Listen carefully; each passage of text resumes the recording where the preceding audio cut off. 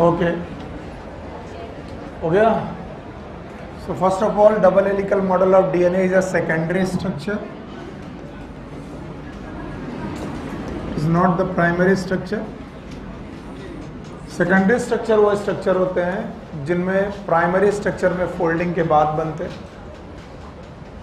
और कल मैंने आपको इनका प्राइमरी स्ट्रक्चर सिखाया था. सो प्राइमरी स्ट्रक्चर में कुछ मैंने आपको बताया था. अगर आपको थोड़ी भी भूली बिसरी यादें हैं तो कुछ ऐसा पढ़ाया था मैंने बोला था न्यूक्लियोटाइड्स आपस में बॉन्ड बनाते हैं और उन बॉन्ड के नाम भी मैंने बताए थे आपको. And these were known as phosphodiester bond.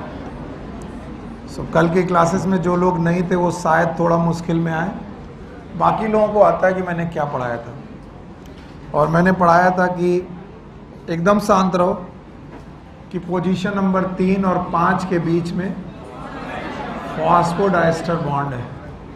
3 और 5 के बीच में फॉस्फोडाइस्टर बॉन्ड है. 3 और 5 ऐसे ही पढ़ाया था. 3 और 5 के बीच में फॉस्फेट बॉन्ड है. मैंने ये भी बताया था कि एक तरफ तीसरा खाली है जहाँ पर OH है, एक तरफ 5वां खाली है जहाँ पर फॉस्फेट.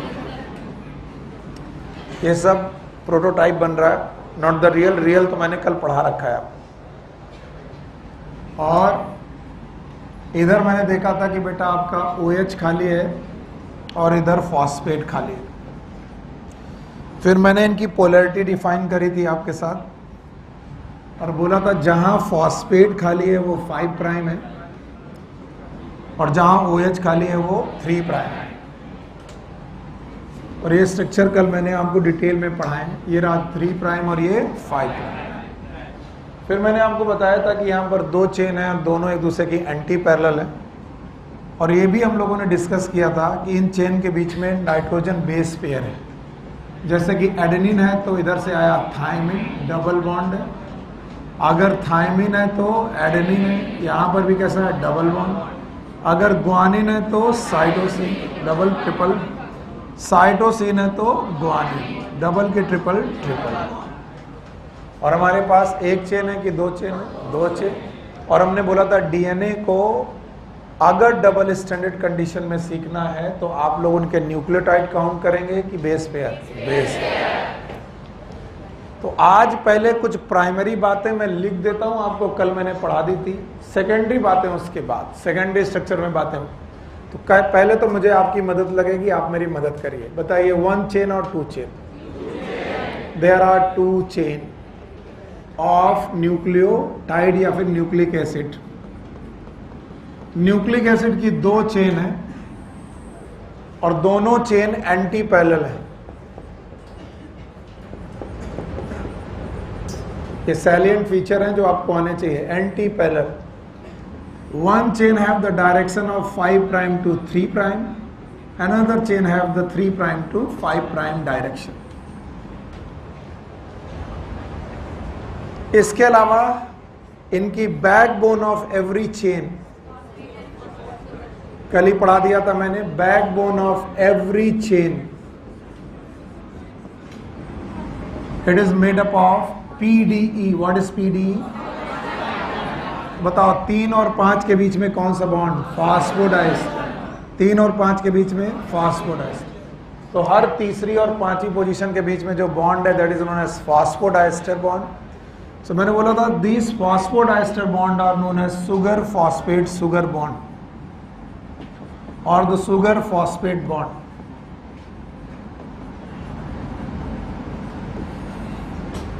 इसके अलावा मैंने बोला था कि nitrogen bases are projected towards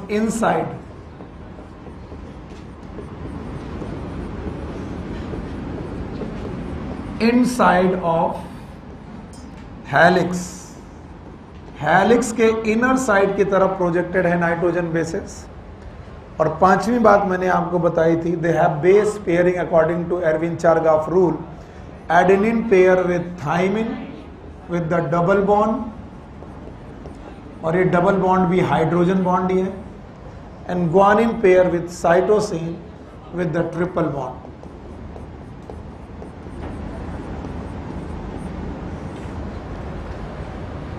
सो इतने पॉइंट आप एक बार बोल दीजिए, आपको तो आते ही है। बताइए डबल हेलिकल मॉडल। अरे अंजलि जी कल कहाँ थी आप? खड़ी हुई है, क्लासेस छोड़ रही हो, तबीयत ठीक नहीं थी? पक्का बैठो।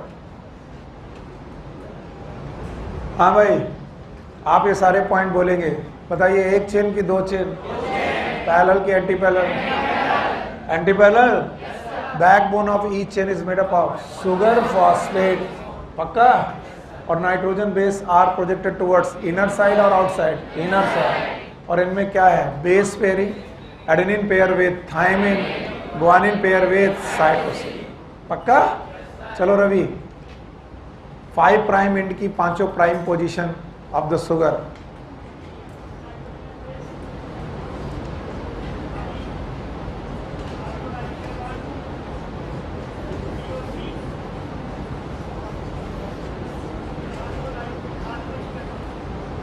बीच वाले न्यूक्लियोटाइड,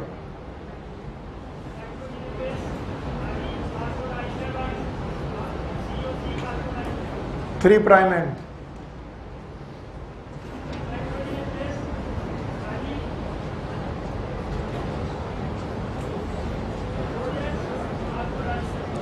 अगर मैं बीच का कोई भी न्यूक्लियोटाइड उठाऊं तो तीसरी पोजीशन फास्फोडाइस्टर, पांचवी। अगर मैं 3 प्राइम एंड पर जाऊं तो पांचवी फास्फोडाइस्टर, तीसरी। अगर मैं 5 प्राइम पे जाऊं तो तीसरी फास्फोडाइस्टर है, पांचवी फास्फोडाइस्टर नहीं है। एक चेन की दो चेन, अब बिल्कुल खत्म करने जा रहा हूं। एक चेन की दो चेन, पैरेलल और anti parallel, sugar phosphate bond है। और सुगर फॉस्फेट बॉन्ड में बेटा इनको बोला गया phosphodiester bond. Nitrogen base pair are outward और इनवर्ड, और adenine pair with thymine, guanine with cytosine. क्या ये salient feature double helical model के हैं? yes. इनके अलावा कुछ फिजिकल पैरामीटर्स हैं जो आपको आने चाहिए, हटा रहा हूं मैं इसे, ठीक है। फिजिकल पैरामीटर्स में लोगों ने बोला कि यहां पर जो दो चेन है दोनों की दोनों हेलिकल है, not the straight. They are the helical in nature, straight में नहीं है, हेलिकल नेचर में। अगर एक का डायरेक्शन 5 प्राइम टू 3 प्राइम है तो दूसरे का बेटा डायरेक्शन 3 प्राइम टू 5 प्राइम। और याद रखना इनके बीच में ये जो मैं सीढ़ियां जैसा बना रहा हूं, इट इज बेस पेयर। बोलो क्या बेटा? Base pair. अगर यहाँ एडेनिन है तो यहाँ क्या है? थायमिन। यहाँ ग्वानिन है तो यहाँ साइटोसिन, साइटोसिन है तो ग्वानिन, थायमिन है तो एडेनिन। ओके? तो भाई देखने में जो तुम्हारा हेलिकल स्ट्रक्चर है, इट लुक लाइक स्प्रिंग, जैसे कि स्प्रिंग होता है वैसा दिखाई पड़ता है। अगर आप लोग के पास स्पाइरल्स हैं, आजकल ज़्यादातर बुक्स में, बेटा मैं खोल दूंगा, कोई दिक्कत नहीं है। अच्छा, ज़्यादातर बुक्स के पास स्पाइरल्स हैं। अगर आपको नहीं दिख रहा तो आप अपनी स्पाइरल को ध्यान से देखिए, जो आपके पास बुक है या अपने दोस्त के पास है। इसमें जो स्ट्रक्चर आपके सामने आएगा, it look like a spring. ये स्प्रिंग नहीं है, ये हेलिक्स है। और हेलिक्स की खास बात होती है कि ये सर्कल कंप्लीट तो करती है लेकिन पॉइंट आपस में जुड़े नहीं होते। अगर ये पॉइंट आपस में जुड़े होते तो एक सर्कल बनता, और उस सर्कल में कितना एंगल होता? 360। कितना? तो एक सर्कल में 360 एंगल होता है। अगर इसके दोनों एंड आपस में जुड़े होते तो क्या होता? सर्कल। लेकिन अभी ये सर्कल नहीं है, और सर्कल नहीं है तो ये क्या कहलाएगा? हेलिक्स। तो एक हेलिक्स जब 360 डिग्री एंगल कवर कर ले, कितना?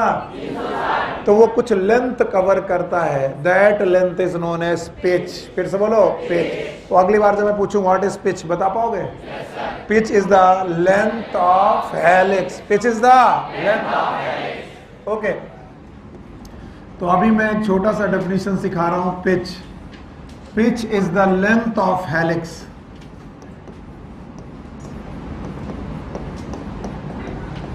when DNA cover 360 degree angle, 360 degree angle cover करने में जितनी लंबाई डीएनए कवर कर लेता है उतनी लंबाई को पिच बोलते हैं। तो अगर आप बहुत ध्यान से देखोगे तो आपको ये पिच दिखेगी कि अगर ये हाफ सर्किल होता और ये हाफ सर्किल होता तो ये हाफ सर्किल 180 डिग्री और दूसरा हाफ सर्किल 180 डिग्री, टोटल कितना होता 360। इसमें से एक चेन हुई और ये रही दूसरी चेन। तो सर अगर आप यहां से लेकर के यहां तक चलें तो यहां से लेकर यहां तक जितनी भी लेंथ आपने ट्रेवल की है that length is known as pitch. तो बताइए डीएनए में एक ही पिच होती है कि बहुत सारी पिच होती है लाइक दिस। हर 360 डिग्री में जितना आप लोग कवर करेंगे length that is known as pitch. You got my point. तो चलो बताओ व्हाट इज पिच।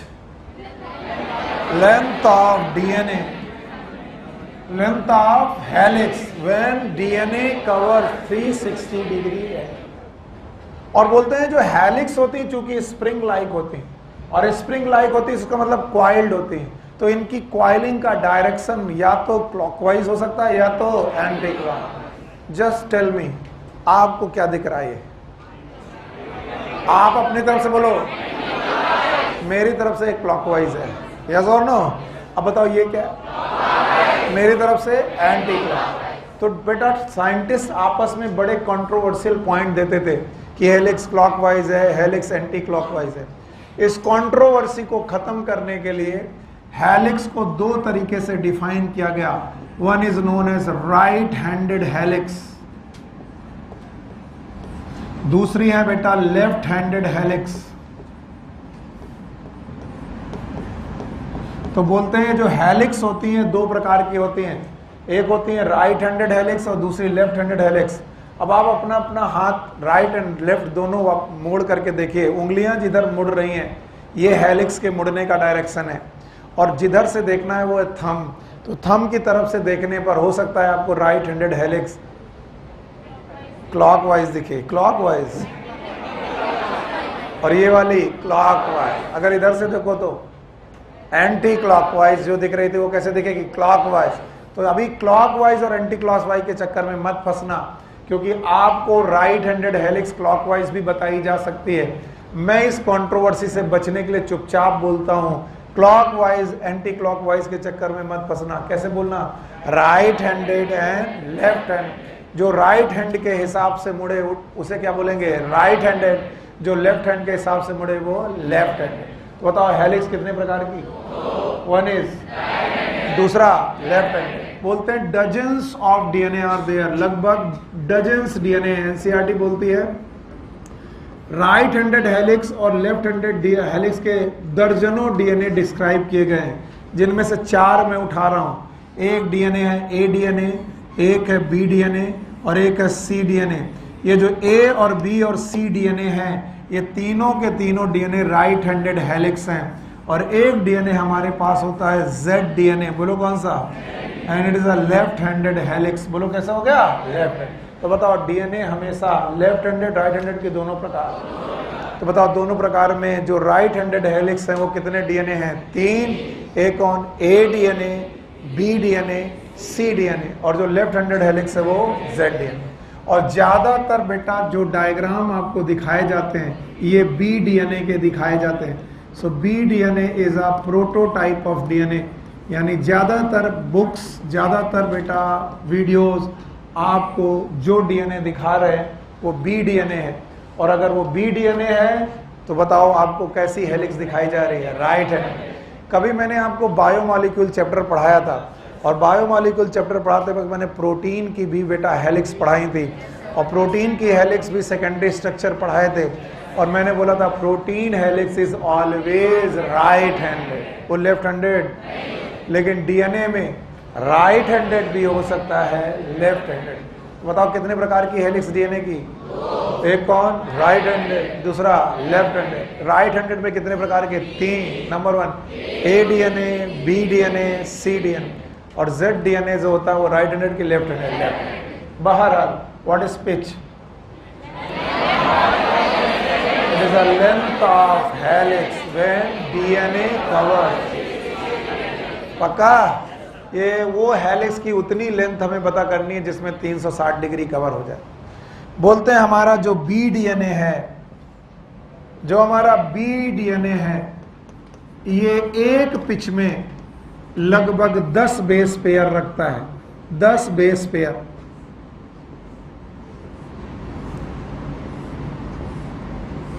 यानी एक पिच में लगभग 10 बेस पेयर रहता है। तो B DNA have 1 pitch 10 base pair.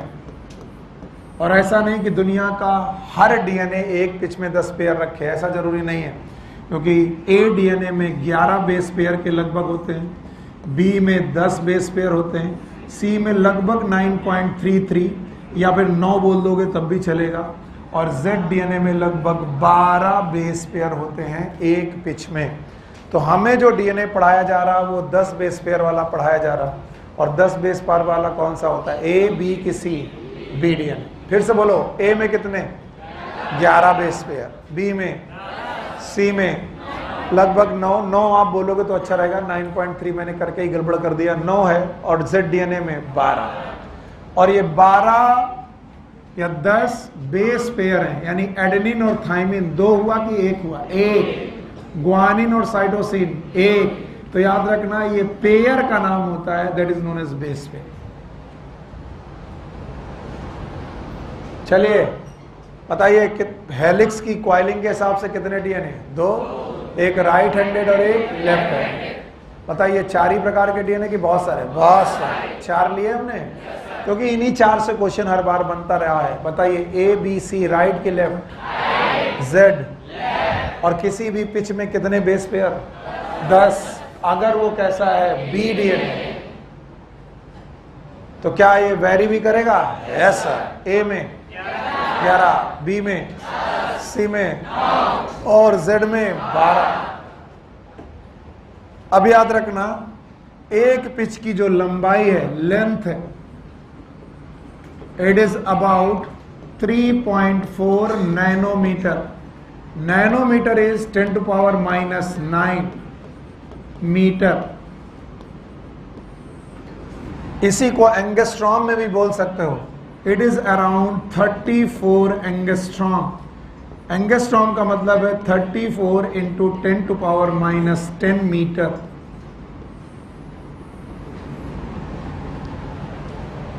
तो एक पिच की, पूरे डीएनए की पिच की लंबाई आपके सामने आ गई है 3.4 नैनोमीटर। मैं बता दोनों रहा हूं, लेकिन कैलकुलेशन सारे नैनोमीटर से करूंगा, तो आप नैनोमीटर वाली लेंथ को अपने दिमाग में रख के चलो। 3.4 नैनोमीटर की एक पिच है, और बाकी कैलकुलेशन आप मुझे करके बताइए यहां से लेकर यहां तक की डिस्टेंस आपको कितनी मिली? 3.4 नैनोमीटर। और कितने बेस पेयर मिले? तो मैं लिख सकता हूं कि 10 बेस पेयर मिल करके 3.4 नैनोमीटर की लेंथ को ट्रेवल करते हैं। तो हर एक बेस पेयर दूसरे बेस पेयर से कितनी दूरी पर होगा? 3.4 बटा 10, 0.34 नैनोमीटर। और जरा इसे समझने की कोशिश करिए और फिर बताइए, यहां से लेकर यहां तक की दूरी 0.34, यहां से लेकर यहां 0.34, यहां से लेकर यहां 0.34। इसका मतलब हर बेस पेयर दूसरे बेस पेयर से इक्वी डिस्टेंट है। इक्वी डिस्टेंस मतलब इक्वल दूरी पर है। तो बताओ, ये वाला और ये वाले में 0.34 है, तो ये वाला और ये वाले में भी 0.3। It is equi distant.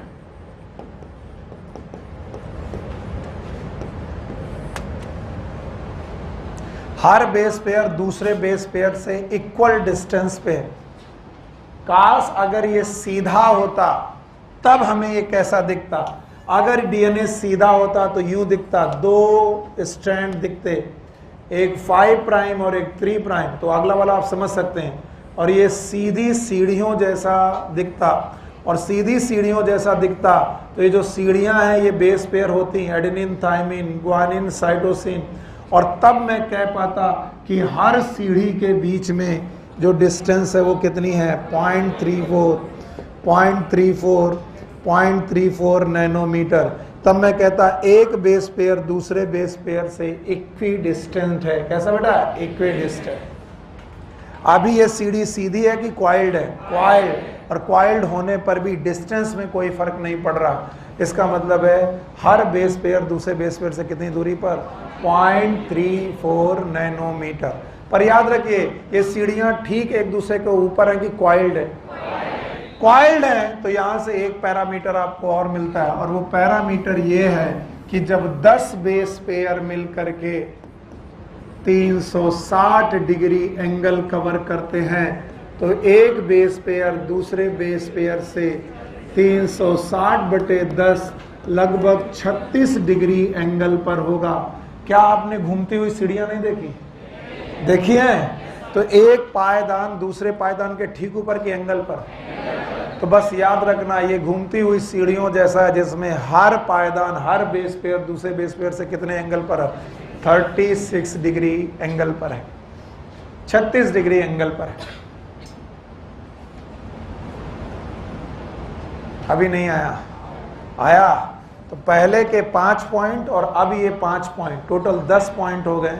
और ये 10 पॉइंट अगर आप बता देते हो तो मैं मानता हूं कि आपको सैलिएंट फीचर समझ में आए कुछ समझ में, पता नहीं आए हैं, हटा दें इसे, कैलकुलेशन आएगा आपको। अब मुझे ऐसे ज़्यादा अच्छा लगता है, जब आप ऐसे बता देते तो मुझे अच्छा लगता। चलो सारे पॉइंट एक साथ सम अप करते हैं।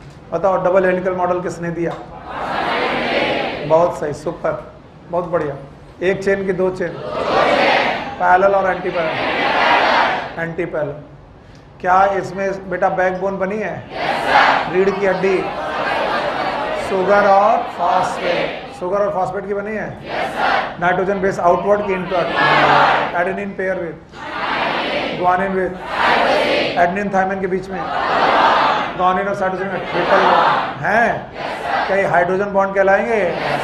थैंक यू वेरी मच, बहुत मदद किया आपने। अब आइए फिजिकल पैरामीटर पर। ये चेन सीधी है कि क्वाइल्ड? हेलिकल दिख रही है? इसमें एक बात आती है जिसका नाम है पिच, याद है? What is pitch? It is the length of helix when DNA travels 360। पक्का? इसका मतलब क्वाइल्ड लोग हमेशा क्लॉकवाइज और एंटी क्लॉकवाइज नहीं होंगे। क्या ये राइट और लेफ्ट हैंडेड होंगे? तो डीएनए कितने प्रकार के? 2, एक राइट हैंडेड, दूसरा लेफ्ट हैंडेड। राइट हैंडेड में 3 बताए गए थे, ए डीएनए, बी डीएनए, सी डीएनए। लेफ्ट हैंडेड में जेड डीएनए। और हर एक बंदे का बेस पेयर काउंट है, ए में, बी में, सी में, जेड में। बहुत बढ़िया। अब याद रखो अगर ये बी डीएनए है तो बताओ एक पिच में कितने बेस पेयर? 10। तो 10 लोगों ने मिलकर के कितना एंगल? 360। तो हर बेस पेयर कितनी दूरी पर? हाँ? एक बार और मैं कहूंगा कि इस चेन को ध्यान से देखो, और जब तुम इस चेन को ध्यान से देखोगे तो तुम्हें मिलेगा कि adenine is always going to pair with thymine and guanine is always going to pair with cytosine, where adenine is purine, adenine is purine. Thank you very much. Thymine is pyrimidine, very much, thank you very much. आगे सुनो, guanine is purine. ये बड़ी अजीब बात है कि purine कभी purine से पेयर नहीं कर रही, प्यूरिन हमेशा पिरिमिडीन से पेयर कर रही है। और ये ईश्वर ने हमें सबसे बड़ा आशीर्वाद दिया। लोगों ने कहा इसमें सर आशीर्वाद क्या है? अगर बेटा प्यूरिन का स्ट्रक्चर देखोगे तो तुम्हें दिखाई पड़ेगा डबल साइक्लिकल, याद आया? और पिरिमिडीन का स्ट्रक्चर देखोगे तो सिंगल साइक्लिकल। तो हमेशा डबल साइक्लिकल सिंगल साइक्लिकल के साथ पेयर कर रहा है, ये अच्छी बात है। अगर कहीं डबल साइक्लिकल के साथ पेयर कर बैठता तो फिर यूं होता कि बेटा डायमीटर ऑफ डीएनए हेलिक्स बढ़ जाता, क्योंकि 2 डबल साइक्लिकल लोग आमने सामने आ जाते, और जब 2 डबल साइक्लिकल लोग आमने सामने आ जाते तो डायमीटर घटता कि बढ़ जाता? बढ़ जाता। और अगर कहीं 2 सिंगल साइक्लिकल आमने सामने आ जाते तो अब आपको लगता या न लगता, लेकिन बेटा डीएनए का जो डायमीटर होता वो बढ़ता कि कम हो जाता? कम हो जाता। इसलिए सुविधा ये की गई कि प्यूरिन हमेशा पिरिमिडीन के साथ शेयर करे बॉन्ड, और ग्वानिन और हमेशा साइटोसिन के साथ बॉन्ड बनाए, और इससे इन दोनों के बीच की विड्थ भी यूनिफॉर्म जाएगी। So width of DNA it is always uniform, और इस विड्थ ऑफ डीएनए में बी डीएनए की विड्थ लगभग पाई गई 2 नैनोमीटर या फिर 20 एंगस्ट्रॉम। तो जो डीएनए की चौड़ाई है, यानी दोनों हेलिक्स के बीच की डिस्टेंस है, वो 2 नैनोमीटर मिली या फिर 20 एंगस्ट्रॉम मिली। तो यहाँ पर एक फिजिकल पैरामीटर और मिलता है कि दोनों चेन के बीच की चौड़ाई कितनी है, वो 2 नैनोमीटर। ये क्वेश्चन कभी नहीं आएगा। क्वेश्चन अगर आएगा तो ये आएगा कि बताइए इन दोनों के बीच की चौड़ाई हमेशा यूनिफॉर्म क्यों है, कहीं कम कहीं ज़्यादा क्यों नहीं है? क्योंकि प्यूरीन हमेशा पिरिमिडीन से, इनका मतलब है डबल साइक्लिकल हमेशा सिंगल साइक्लिकल के साथ पेयर बना रहा है, और ये सुविधा आपके दोनों बेटा चेन के बीच में दूरी यूनिफॉर्म रखने के लिए है। अभी आया नहीं आया? आया? अगर आया तो बेटा ये 5वां पॉइंट, ऐसे ये 6ठा पॉइंट भी बताओ कौन किसके साथ पेयर कर रहा है? Adenine pair with thymine, guanine with cytosine. Adenine is guanine, thymine is pyrimidine, guanine is purine, cytosine is pyrimidine। So purine pairs with pyrimidine, और इस वजह से इन दोनों के बीच की विड्थ भी नॉन यूनिफॉर्म की यूनिफॉर्म। अगर आप इतना सीख गए हैं तो आप डबल हेलिकल मॉडल की जो बातें एनसीईआरटी में, वैसे पूरी तो नहीं हुई और ज़्यादा मैं पीएचडी कराऊंगा भी नहीं, उतनी बातें जो एनसीईआरटी में हैं और या जरूरी हैं वो आती हैं। तो वंस मोर, ये तीसरी बार है। अब की बार अगर आप यहाँ तक पूरा कर देते हैं, मैं आगे वाले टॉपिक में पहुँच जाऊँगा। चलिए जल्द से बोलिए, बताओ मॉडल किसने दिया? सिंगल हेलिकल की डबल, स्ट्रेट की हेलिकल, एक की 2, parallel 5 prime to 3 prime to nitrogen base outside की इनसाइड, बेस पेयरिंग है, adenine pair with thymine, guanine with adenine और थायमिन के बीच में double bond, guanine cytosine triple bond. क्या है पीछे याद है? इट इज अ लेंथ 360, याद है? 360 है। अच्छा भाई सॉरी, 360 डिग्री में हर बेस पेयर दूसरे बेस पेयर से 36 डिग्री, और हर बेस पेयर के बीच की दूरी 0.34 नैनोमीटर। 0.34 नैनोमीटर। क्या इनके बीच की चौड़ाई भी बराबर है? नहीं है। क्यों? क्योंकि एक तरफ प्यूरिन, दूसरी तरफ pyrimidine। डबल साइक्लिकल में हमेशा सिंगल साइकिल। और क्या इसकी विड्थ आपको याद है? क्या याद है? Yes, it is about 2 nanometre. Now Chargaff rule in detail. कल मैंने आपको चारगाफ्स का रूल पढ़ाया था, उसको फिर से डिटेल में पढ़ लो, इससे क्वेश्चन बहुत आते हैं। चारगाफ्स रूल में पहली बात याद है रखना, it is applicable for double standard DNA. Double standard DNA only, not applicable for single standard DNA. तो बताइए 5x174 इनके डीएनए के लिए चारगाफ रूल एप्लीकेबल है कि नहीं? नहीं है। चारगाफ रूल के 2 पॉइंट तो आप बड़े इजीली समझ जाते हो, वो आपने पहले भी समझे।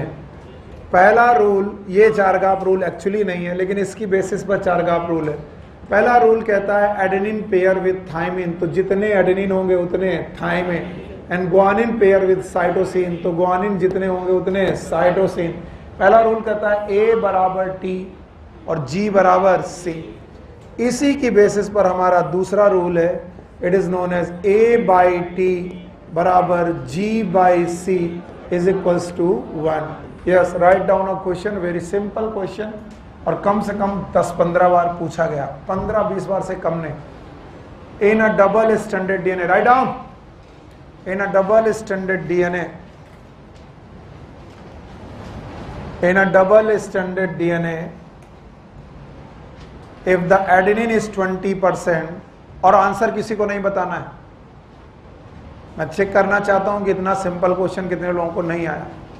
इन a double standard DNA if adenine is 20%, adenine is 20%, find out the percentage of rest of the nitrogen base. Please don't tell the answer. मत बोलो ना. If the percentage of adenine is 20%, then find out the rest of the nitrogen bases percent of the rest of the nitrogen base. बाकी nitrogen base का percentage कितना होगा? Yes, कितने लोगों को आ गया? अब नीचे करो हाँ. कितने लोगों को नहीं आया? Please raise your hand. नहीं आना कोई बुरी बात नहीं होती.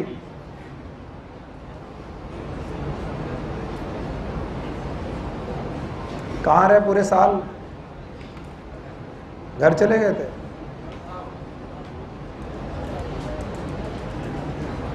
बैठो. देखो मैंने आपको क्वेश्चन दिया, एडेनिन बराबर 20% दिया और बाकी सारे नाइट्रोजन बेसिस का परसेंटेज पूछा. तो जितना एडेनिन होगा उतना थायमिन होगा. बताओ थायमिन भी कितना? तो आप बताओ 20 और 20 दोनों मिलाकर 40% हो गए. बाकी कितना बचा? 60 क्यों बचा? क्योंकि टोटल होता है 100, 100% होता है. तो 100% में 40% ये दोनों लोग ले गए, तो 100 माइनस 40 हो गया, बचा 60%. तो 60% में बचे G और C, और जितने G उतने C, तो आधा G और आधा C, तो 30% G 30% C. This should be the answer. तो अब बताओ निकाल पाओगे? अभी कितने लोगों को नहीं आया? सबको आया. Now write down one more question. अब की बार लैंग्वेज है थोड़ी टिपिकल है, आपको ध्यान से सुनना पड़ेगा. In a double standard DNA, in a double standard DNA, the length of DNA is, the length of DNA is 340 nanometer. The length of DNA is 340 nanometer. हो गया? In this DNA,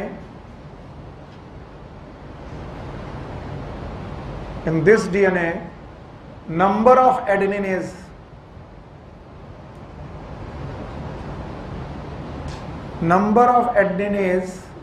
300. Number of adenine is 300. Find out the number of other nitrogen bases. मैंने percentage नहीं बोला है, ध्यान रखना. Find out the number of other nitrogen bases.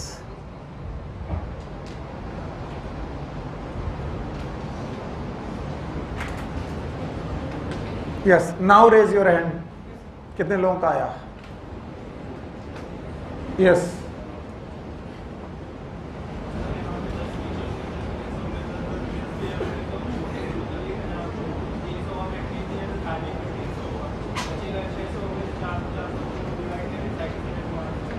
कितना? गलत है. आज जल्दी कर दी तुमने.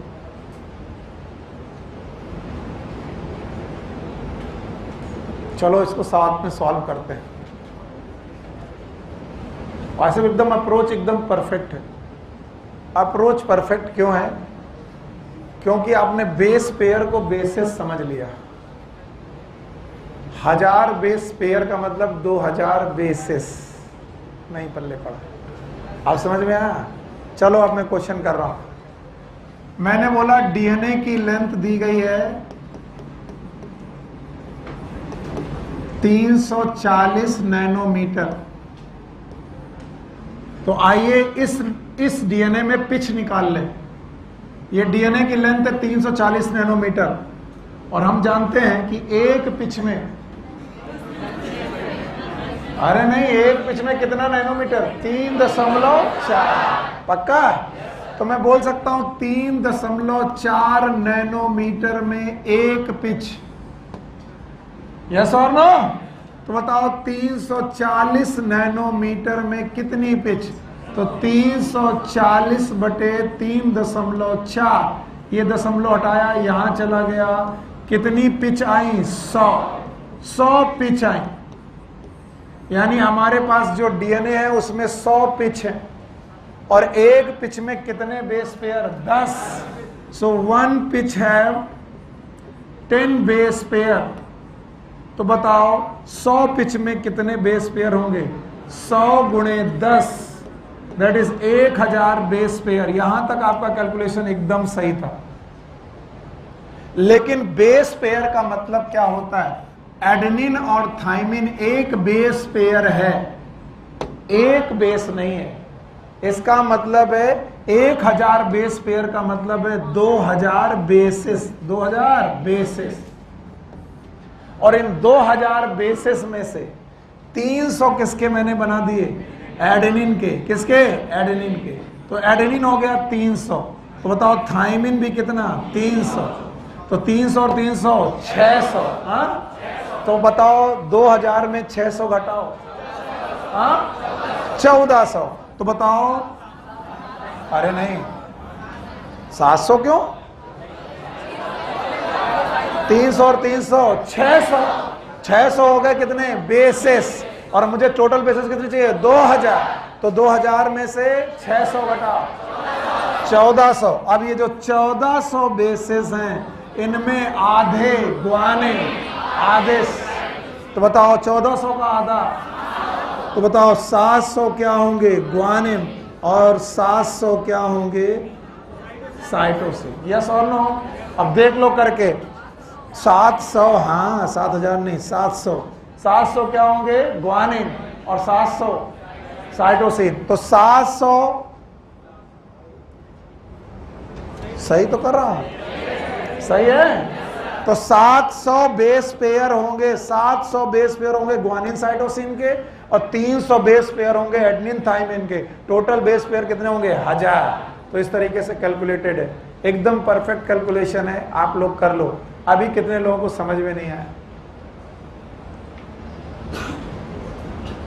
सर ये बिल्कुल समझ में नहीं आया कि आपने क्या पता है। ये जो क्वेश्चन मैंने लैंग्वेज में दिया है, ये तो कभी नहीं पूछा गया, लेकिन ये क्वेश्चन कम से कम 15 बार पूछा जा चुका होगा कि एडेनिन का परसेंटेज दे देंगे, बाकी सारे लोगों का परसेंटेज पूछेंगे। तो जितना एडेनिन उतना थाइमिन, और उसके बाद उसे 100 से घटा दो, और जो बचे वो बराबर कर दोगे। अभी बोल दो कितने लोगों को नहीं आया, फिर से कैलकुलेशन सिखाएं? Yes sir. कितने लोग?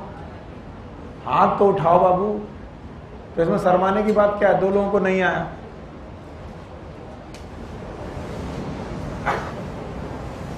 पहला वाला भी नहीं आया? पहला वाला आ गया? चलो पहला वाला आ गया। चलो भाई पहला वाला भी बता देते हैं। मैंने बताओ एडेनिन कितना बताया था? पता नहीं सर कितना। एडेनिन 20%, इस हिसाब से थाइमिन 20%, 20 40। तो बेटा 100 में 40 घटा 60। तो ग्वानिन 30% और साइटोसिन 30%। अब बेटा बातें तो मत करो। फिर मैंने दूसरा क्वेश्चन बताया कि मेरे पास एक डबल स्ट्रैंडेड डीएनए है, माना है। इस डबल स्ट्रैंडेड डीएनए की लंबाई मैंने बता दी 340 नैनोमीटर, और मैंने दूसरी इंफॉर्मेशन दी कि इसमें एडेनिन 300 है। अब बच्चों से मैंने पूछा बाकी कितने बेसिस हैं, सारे बेसिस के नंबर याद रखो, बताओ मुझे। बच्चों ने नहीं समझा कि कैसे निकाल पाएंगे। तो पहले बात तो आपको मानना पड़ेगा कि एक डीएनए है जिसकी लंबाई 340 नैनोमीटर है। ये रहा वो 340 नैनोमीटर का डीएनए। अब इस डीएनए में हमें पिच मिल जाए तो काम बन जाए। तो मैंने कहा कि भाई 3.4 नैनोमीटर अगर कोई लेंथ कवर करे तो कितनी पिच होती है? 1 पिच। इसलिए 340 नैनोमीटर में कितनी पिच होंगी? तो मैंने क्या किया, 340 में से 1 पिच का डिवीजन कर दिया। तो जब डिवीजन किया तो ये 0 हटा दिया। यहाँ कितनी बात आया? 100। मैंने बोला कि भाई ये डीएनए जो तुमको 340 नैनोमीटर का मिल रहा था, उस आपने कहा ठीक है सर, मान लिया 100 पिच है, तो बोले एक पिच में कितने बेस पेयर? एक पिच में है सर 10 बेस पेयर। 10 बेस है कि 10 बेस पेयर? तो बताओ 100 में कितना होगा? 100 गुणे 10, बताओ 1000 बेस पेयर। ज्यादातर लोग यहां तक सही कर लेते हैं, इसके बाद गलती कर देते हैं, क्योंकि 1000 बेस पेयर का मतलब 1000 बेसेस है कि 2000? तो यानी 1000 बेस पेयर का मतलब है हर पेयर में 2 लोग। एडेनिन थायमिन एक पेयर है, लेकिन इसमें 1 लोग कि 2 लोग? 2 लोग। तो 1000 गुणे 2 बराबर 2000 बेसिस। तो हमारे डीएनए में 2000 बेसिस पाए गए। अब इन 2000 बेसिस में मैंने आपको एक इंफॉर्मेशन दी है, और वो इंफॉर्मेशन दी है कि इन 2000 बेसिस में एडेनिन के कितने हैं? 300। तो तुमने कहा सर एडेनिन के हो गए 300, और अगर एडेनिन के 300 हैं तो हर हाल में ग्वानिन के थायमिन के भी 300 होंगे, और 300 और 300 कितने हो गए? 600। तो 2000 में से 600 हमें पता चल गए। 2000 में 600 किसके? 300 एडेनिन के, 300 थायमिन। तो अब ये 2000 में से 600 घटा दो। 2000 में से जब 600 घटाए तो आपके पास कितना आया? 1400। अब बचे हुए 1400 लोगों को, 1400 बेसिस को किस में बांटा गया? Guanine and cytosine. तो आधे ग्वानिन, आधे साइटोसिन। तो 1400 का बटा 2 बराबर 700। 700 ग्वानिन और 700 साइटोसिन। आइए इसे चेक करते हैं। अगर मैं इसे डीएनए में रखूं तो 700 जगह पर ग्वानिन और साइटोसिन होंगे, यानी 700 बेस पेयर ग्वानिन और साइटोसिन के होंगे, और 300 जगह पर एडेनिन एंड थायमिन होंगे। 300 जगह पर बेटा एडेनिन थायमिन के पेयर होंगे। 700 और 300 कितने हो गया? 1000। क्या हमारे पास 1000 बेस पेयर होंगे? यस सर, ये तो निकाल ही लिया था। अभी भी नहीं आया? आया? तो बताओ 4 गाप का पहला रूल क्या बताया गया? सर क्या मालूम? एडेनिन बराबर थायमिन और ग्वानिन बराबर साइटोसिन। दूसरा रूल A/T = G/C = 1। और इसे चेक करते चलें। अभी जब मैंने आपको फॉर्मूला दिया था एडेनिन थायमिन का, तो मैंने बोला था एडेनिन 20 है, तो आपने बोला थायमिन भी 20 होगा, ग्वानिन 30 होगा, साइटोसिन 30 होगा। आइए इस पे लगाएं। 20/20 इज 1, 30/30 इज 1। एकदम सही लगाया आपने। तो ये दोनों रूल मुझे बताओ। What is 4 Chargaff's rule? Adenine बराबर थायमिन, ग्वानिन बराबर साइटोसिन, A/T बराबर G/C = 1। You got it? अब तीसरा रूल भयानक है, जो आप लोगों को रटना पड़ता है। रटना नहीं, आसान है। अगर आप डीएनए भूले नहीं हो, तो मैंने बोला था प्यूरिन के सामने हमेशा कौन आएगा? पिरिमिडीन। पढ़ाया था।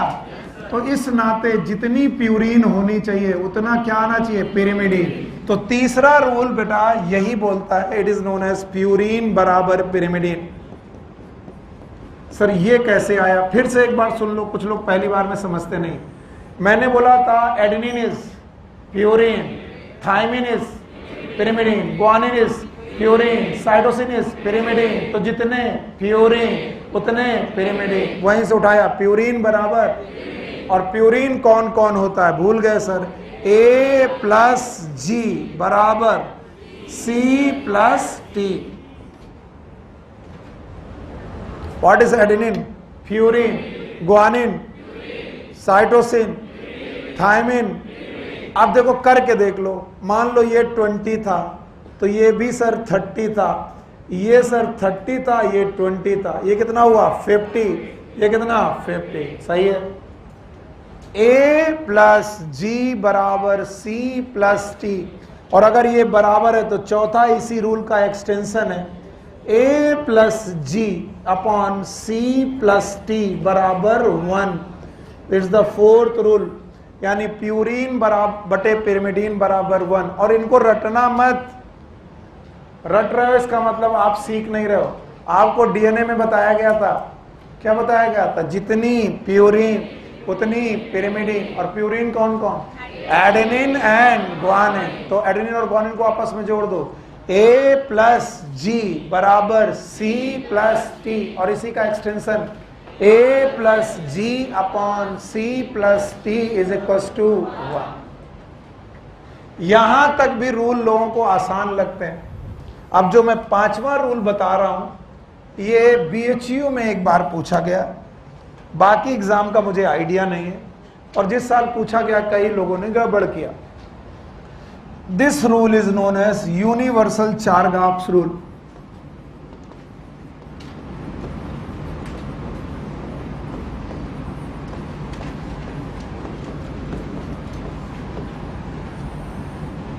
ऐसा आप गूगल करोगे तो कुछ नहीं मिलेगा, कहीं बुक मिलेगा तो मिल जाए, भले मिल जाए। It is known as universal Chargaff's rule. ये रूल भी बेटा डबल स्टैंडर्ड डीएनए पे ही लागू होता है। ऐसा नहीं कि ये सिंगल स्टैंडर्ड डीएनए पे लागू हो रहा है, ये भी डबल स्टैंडर्ड डीएनए पे लागू होता है। लेकिन जब मैं लैंग्वेज बोलूंगा आप कंफ्यूज हो जाओगे, इसलिए लैंग्वेज को 2 बार सुनना। This rule is applicable upon single strand of double standard DNA. फिर से सुनो, क्या बोला? डबल स्टैंडर्ड डीएनए के पास कितने स्ट्रैंड हैं? 2। तो ये रूल दोनों डीएनए पे लगता है कि एक एक? किसी भी एक को ले लो, उस पे ये रूल एप्लीकेबल होगा। तो this rule is applicable in single strand of double standard DNA. तो कल को मैं पूछूं कौन सा चारगाफ रूल है जो सिंगल स्टैंडर्ड डीएनए पे लागू होता है? कोई नहीं। ये भी सिंगल स्टैंडर्ड डीएनए पे लागू नहीं होता। It is also apply upon double standard DNA. अब इस रूल में क्या है? बोलते हैं जो जिससे पेयर करता है उसको आपस में जोड़ दूं। एडेनिन पेयर करता है थाइमिन के साथ, और ग्वानिन पेयर करता है साइटोसिन के साथ। तो A plus T upon G plus C will not equal to 1 but constant for particular species.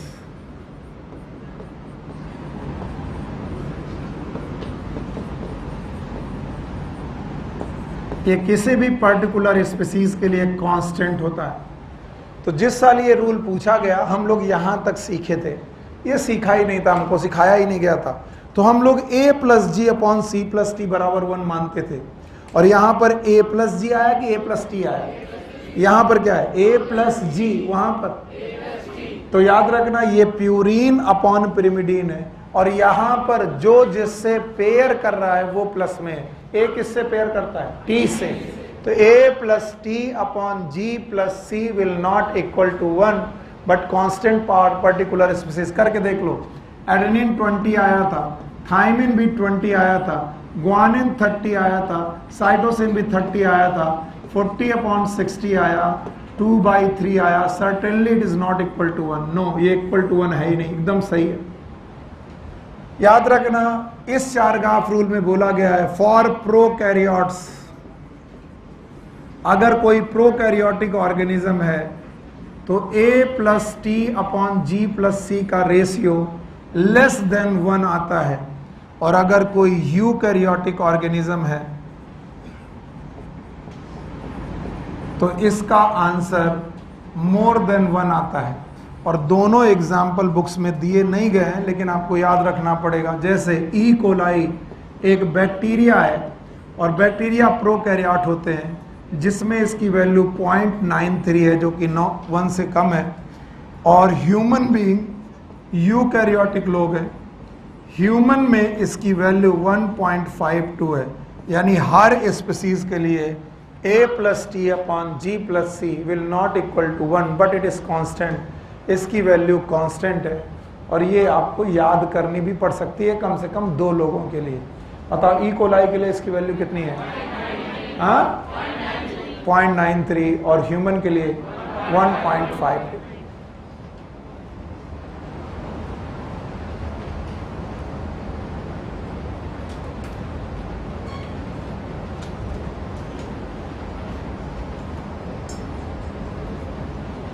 तो जिसे आप आसान सा चारगाफ रूल पढ़ रहे थे, उसके ये 5 रूल हैं, और इनमें से कोई भी कभी भी पूछा जा सकता है। इसलिए आपको आना चाहिए। हटा दें।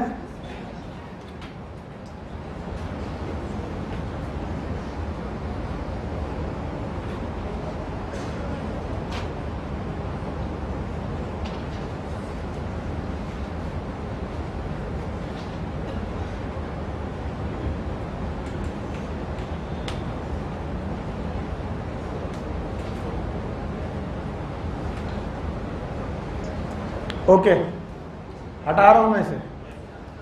चलो अब आप अगर बता दो तो मेरा काम बन जाए। बता दोगे? चलो पांचों बताओ। ए बराबर टी, जी बराबर सी, पहला हो गया। दूसरा, A by T equals to G by C equals to 1, 2 हो गया। तीसरा, प्यूरिन बराबर पिरिमिडिन, ए प्लस जी बराबर सी प्लस टी, पक्का। अब इसका चौथा, A plus G upon C plus T is equal to 1, हो गया। अब आइए पांचवा, A plus T upon G plus C is not equal to 1 but constant for particular species. Yes और नो? यस। बताओ इक्वल के लिए 0.93 है, ह्यूमन बीइंग के लिए 1.52। Thank you very much. Now the central dogma. मैंने कई बार पढ़ाया है आपको, कई बार पढ़ाया, एक बार और पढ़ाने जा रहा हूं क्योंकि बुक में आ गया। Okay, central dogma was proposed by Crick.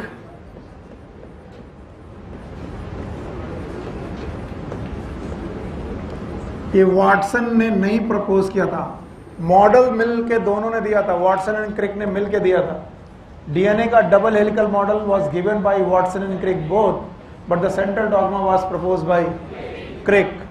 और क्रिक साहब बोलते थे there is a unidirectional flow of the genetic information, unidirectional flow of genetic informations from DNA to RNA to protein।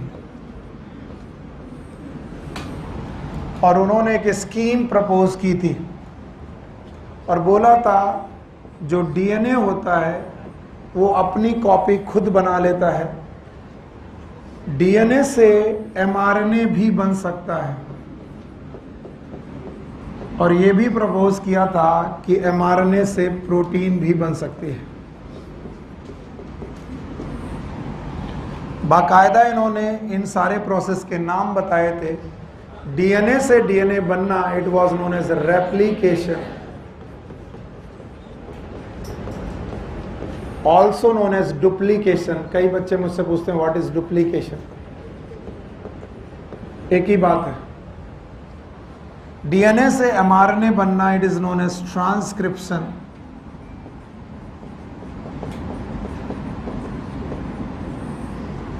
और एमआरएनए से प्रोटीन बनना, इट इज ट्रांसलेशन।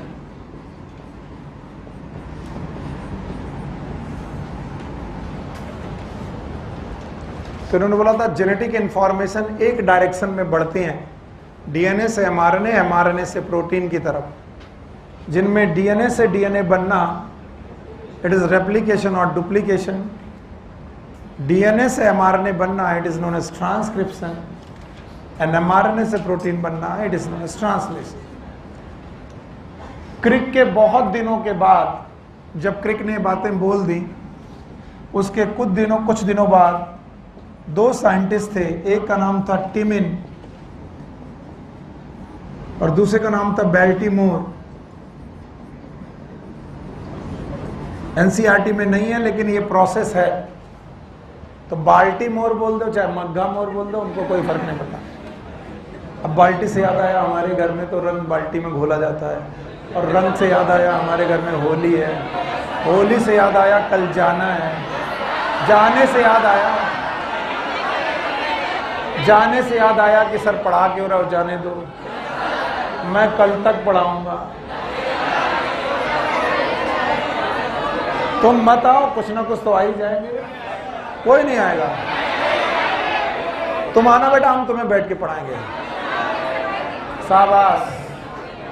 मैंने बहुत पहले बोल दिया था जल्दी छुट्टियों में मत जाओ, छुट्टियां 5 दिन की दे रहा हूं, तुम 1 दिन और बढ़ा लेते हो अपने मन से। आप 27 जाओ, 28 जाओ, 29 जाओ, 30 जाओ, 31 जाओ। मैं 31 तक नहीं आने वाला, 1 को आओ। तुम कह रहे हो सर मैं 1 को भी नहीं आऊंगा, 2 को भी नहीं आऊंगा, 3 को नहीं आऊंगा, 5 को आऊंगा। तुम चिंता मत करो, मैं 1 से फिर पढ़ाना चालू करूंगा। जब तक तुम आओगे मॉलिक्यूलर बेसिस अब खत्म। कुछ लोग तो होंगे मेरे इस बात के सबूत के लिए पागल। तो टिमिन एंड बाल्टीमोर ने देखा कि देयर आर सम वायरस, और उनमें डीएनए है ही नहीं, उनमें क्या है? आरएनए। उनके पास RNA as a genetic material है। तो टिमिन एंड बाल्टीमोर ने कहा कि जिनके पास जेनेटिक मटेरियल डीएनए नहीं है, तो क्या वो आरएनए से डायरेक्ट प्रोटीन बनाते हैं क्या? तो लोगों ने कहा नहीं, जिनके पास आरएनए जेनेटिक मटेरियल है वो पहले आरएनए से डीएनए बनाते हैं, और ऐसा डीएनए कहलाता है cDNA, and that cDNA is known as complementary DNA.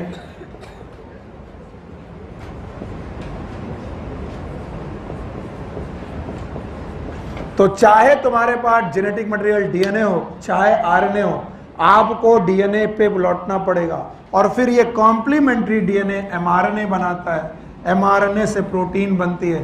तो ये दोनों प्रोसेस तो वही है, ट्रांसक्रिप्शन एंड ट्रांसलेशन। लेकिन वायरस के आरएनए से डीएनए बनाना ये ट्रांसक्रिप्शन जैसा है कि उल्टा उल्टा, and that's why it is known as reverse transcription. This process is known as reverse transcription. चूंकि ये टिमिन साहब ने ढूंढा था, sometime it is also known as Teminism. तो किसी को लगे कि ये आउट ऑफ कोर्स है तो मैं बता दूं एनसीईआरटी में कहाँ लिखा है। सो आप एक बार देख लें कि किस साल पूछा जा सकता है। पेज नंबर 99 के ऊपर की 2 लाइनें पढ़ना है मेरे साथ। इन सम वायरसेस, मिला?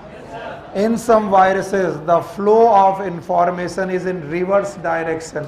किस डायरेक्शन में है? Reverse. That is from RNA to DNA. Can you suggest a simple name to the process? बताओ। Reverse transcription. तो जब उन्होंने तुमसे पूछ लिया है तो वो क्वेश्चन में भी पूछ सकते हैं। तो ये मत सोचना कि सर ये क्वेश्चन नहीं आएगा। बताओ इस प्रोसेस का नाम रिवर्स ट्रांसक्रिप्शन।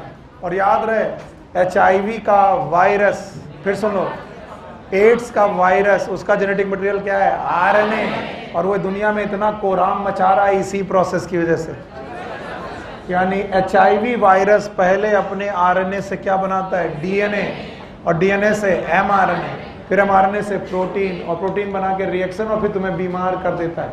तो अगर उस वायरस को रोकना है तो पहले स्टेप को रोक दो। बोलो कौन? तो इसलिए तुम डॉक्टर की तरह सोचो, एक ऐसा दवाई खोजो जो रिवर्स ट्रांसक्रिप्शन वाले एंजाइम को ब्लॉक कर दे, और इन्हीं दवाइयों का नाम है एंटी रेट्रोवायरल ड्रग, ARD। क्या? एंटी रेट्रोवायरल ड्रग, याद रहेगा। और यही आजकल एड्स में खिलाई जा रही है। जब भी किसी को एड्स होता है उसे क्या खिलाया जाता है? एंटी रेट्रोवायरल्स वो होती हैं जो बेटा आरएनए से क्या बनाती हैं? डीएनए। बताओ ये वाले रिवर्स ट्रांसक्रिप्शन वाले प्रोसेस को सपोर्ट करेंगे कि अपोज करेंगे? अपोज। तो ये मत सोचो कि तुम्हारी जिंदगी में बार बार नहीं आना, ये बार बार आना है। डॉक्टर बन गए तो जिंदगी भर आना। इसलिए इस प्रोसेस का नाम रिवर्स ट्रांसक्रिप्शन है। ये एनसीईआरटी ने भी पूछा है। तो बताओ आरएनए से डीएनए बनना, रिवर्स ट्रांसक्रिप्शन। चलो बताओ व्हाट इज सेंट्रल डॉगमा? किसने प्रपोज किया था? और इन्होंने कहा था there is a unidirectional flow of genetic information from DNA to RNA, RNA to protein. क्या उन्होंने सिंपल स्कीम सजेस्ट की थी? और बोला था डीएनए से डीएनए बन जाएगा, हाँ, रेप्लिकेशन। डीएनए से एमआरएनए बनेगा, ट्रांसक्रिप्शन। mRNA से प्रोटीन बनेगा, ट्रांसलेशन बताया था। अच्छा बताओ, डीएनए से डीएनए बनना, रेप्लिकेशन, डुप्लीकेशन। अच्छा बताओ, इनमें से किसी ने बोला कि नहीं, हर बार जरूरी नहीं कि डीएनए से आरएनए बन जाए, क्योंकि कुछ लोगों के पास डीएनए जेनेटिक मटेरियल होता ही नहीं, फिर क्या होता है, आरएनए, तो वो बेचारे आरएनए से सीधे प्रोटीन बना देंगे? ऐसा नहीं होगा, वो भी आरएनए से क्या बनाएंगे, DNA, and that DNA is known as cDNA। Process का नाम रिवर्स ट्रांसक्रिप्शन। फिर से बोलो। और ये किसने खोजा था reverse transcription? Temin and Baltimore. Process का नाम टिमिनिज्म। याद रहेगा? Now we are going to study about the packaging of DNA.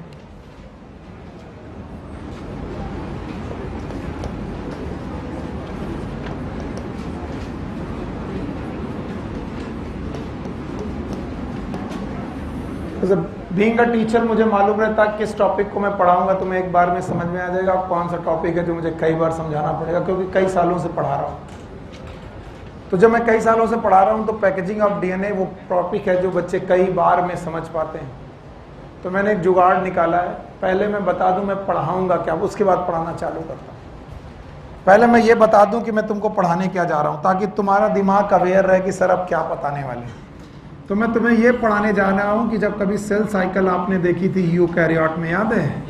तो पहला फेज था G1 S बताओ यहाँ सेल डिवाइड, क्या ये इंटरफेस थी? थैंक यू वेरी मच, आपने बहुत मदद की मेरी, भूल नहीं पाऊंगा मैं। अच्छा कह रहा सर हम भूलने नहीं देंगे। इंटरफेस के बाद आता था प्रोफेज, मेटाफेज, एनाफेज, टीलोफेज, और यहाँ साइटोकाइनेसिस थी, और यहाँ से यहाँ तक कैरियोकाइनेसिस। तो आज सीख लो ध्यान से। बोलते हैं इंटरफेज वो पेटाफेज है जिसमें कोशिका के न्यूक्लियस के अंदर धागे हैं, और इन धागों का नाम है क्रोमैटिन। 46 धागे हैं, इनका नाम है क्रोमैटिन। और बोलते हैं क्रोमैटिन G1 S G2 तक बने रहेंगे। प्रोफेज वो फेज है जिसमें धागे क्रोमोसोम बनने की प्रक्रिया में है, और मेटाफेज वो फेज है जहां पर धागे क्रोमोसोम बन गए। इसका मतलब मेटाफेज वो फेज है जब आपको क्रोमोसोम मिल जाएगा। तो मैं आज आपको क्रोमैटिन से क्रोमोसोम बनता दिखाने आ रहा हूं इस प्रोसेस में, पैकेजिंग ऑफ डीएनए में। मैं आपको यह दिखाऊंगा कि कैसे क्रोमैटिन क्रोमोसोम बनने की प्रक्रिया को पूरा करते हैं, पर मैं ये भी दिखाऊंगा कि क्रोमैटिन कैसे बनते हैं। क्रोमैटिन से क्रोमोसोम तो ठीक है सर, लेकिन क्रोमैटिन कैसे बनते हैं? तो मैं बोलूंगा क्रोमैटिन बनते हैं बेटा डीएनए से और प्रोटीन से। मैंने हिस्टोन बोला नहीं है और आप बोलिएगा भी मत। मैं जो शब्द बोल रहा हूँ वो पहले बोलो, फिर मैं हिस्टोन पढ़ाऊंगा। They are made up of DNA and protein. कुछ बहुत आरएनए भी है, लेकिन फिलहाल डीएनए और प्रोटीन बोलो। तो डीएनए और प्रोटीन मिलकर एक धागा बनाएंगे, उस धागे का नाम क्रोमैटिन। ये क्रोमैटिन G1 S G2 तक पड़ा रहेगा, फिर ये कंडेंस होकर के क्या बनाएगा, क्रोमोसोम। तो आज मैं आपको इसी डीएनए की पैकिंग होते हुए दिखाऊंगा और ये बनते हुए बताऊंगा कि क्रोमोसोम कैसे बनेगा। तो बताओ इस टॉपिक में हमने क्या पढ़ना है? पहले डीएनए और प्रोटीन मिलकर क्या बनाएंगे, क्रोमैटिन, फिर क्रोमैटिन क्या बनाएंगे, क्रोमोसोम। तो भले आपको अभी मैंने कुछ नहीं पढ़ाया, लेकिन तुम्हें अवेयर है कि सर क्रोमोसोम बना के दिखाएं। आइए, इसकी शुरुआत इस बात से होती है कि आप किसी भी डीएनए को उठा लो, और जब आप डीएनए को उठा लोगे तो सर ने आपको बताया है कि हर बेस पेयर की दूरी बराबर है। पढ़ाया था? कितनी दूरी थी? 0.34। बताओ ये वाला 0.34 और ये वाला भी 0.34। तो अगर मुझे डीएनए की लेंथ पता करनी हो, क्या पता करनी हो, तो मैं 0.34 0.34 0.34 जोड़ता चला जाऊं। कितना कितना जोड़ो? फिर से बोलो, जितने क्या हो बेस पेयर। बिल्कुल सही कहा। 0.34 0.34 0.34 0.34 में कितनी बार जोड़ूं? जितने हो बेस पेयर। तो बोलते हैं लेंथ ऑफ डीएनए को निकालने का डायरेक्ट फार्मूला यही है। कभी भी आपको लेंथ ऑफ डीएनए निकालना हो यू कैन काउंट 0.34 नैनोमीटर गुणे नंबर ऑफ बेस पेयर।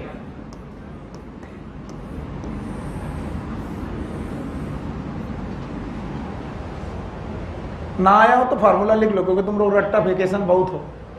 हाँ यस सर हमें कॉन्सेप्ट समझ में नहीं आता, हमको तो केवल रट्टाफिकेशन। यस सर है तो यस सर करो, हमारा कहा जाएगा।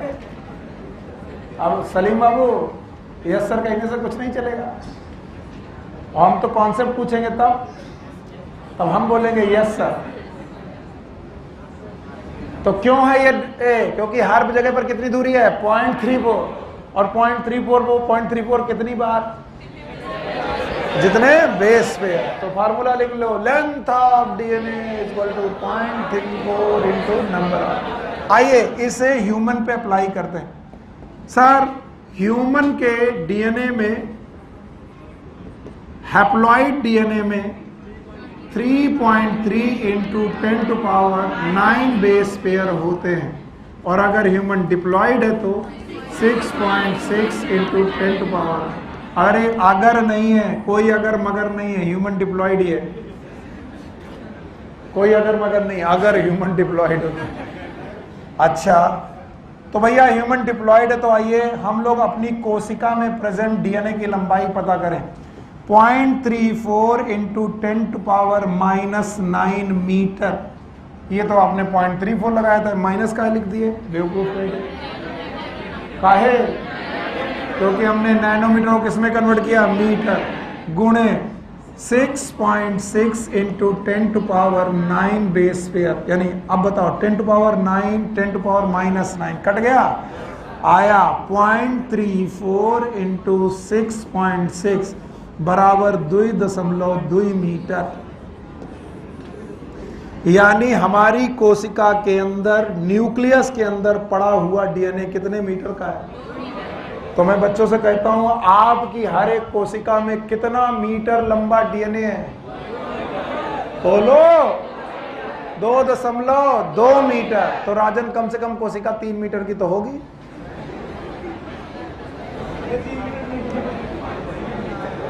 ये कैसे गजब हुआ, हमको तो समझ में नहीं आया।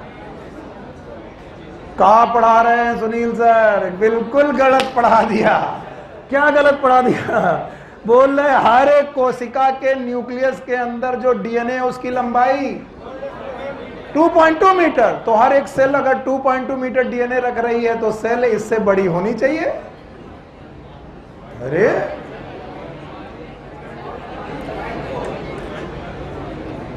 राजन बाबू को हवा नहीं लग रही कि हम पूछ क्या रहे हैं, और इनको मिर्गी के दौड़े पड़ रहे हैं।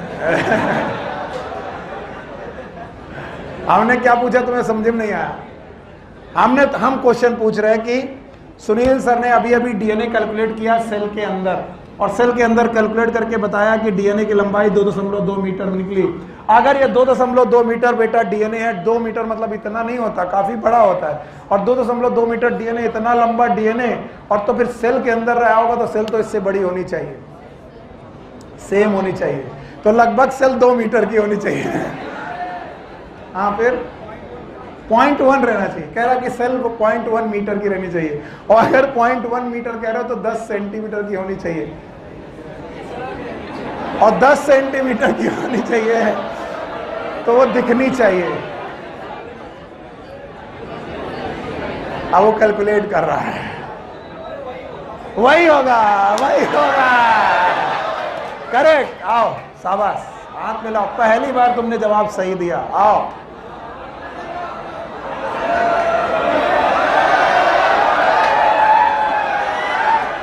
ऐसे महानुभूत से हाथ मिलाना चाहूंगा।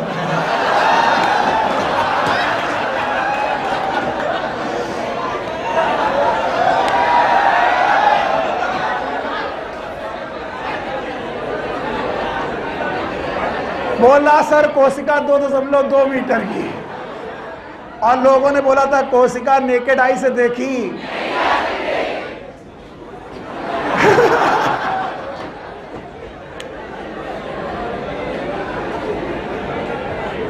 बेटा जहां हो वहां से लौट आओ, यहीं बैठे हो यहीं रहो। होली, अरे होली होली का कुछ फर्क नहीं पड़ता, इस क्वेश्चन का जवाब दो मुझे। भाई साहब, हर कोशिका में कितना मीटर? 2.2 मीटर। और कोशिका भाई साहब 10⁻⁻6 मीटर की, 10⁻⁻6 मीटर का मतलब माइक्रोमीटर की। माइक्रोमीटर का मतलब है कोशिका 1 मीटर के 10 लाखवें हिस्से से भी छोटी है। 1 मीटर का 10 लाख हिस्सा करो, 10 लाखवें हिस्से से भी छोटी है कोशिका। और उस कोशिका के अंदर 2.2 मीटर डीएनए गया कैसा? क्या पागल बना रहे हो सर? मटके के अंदर समुंदर।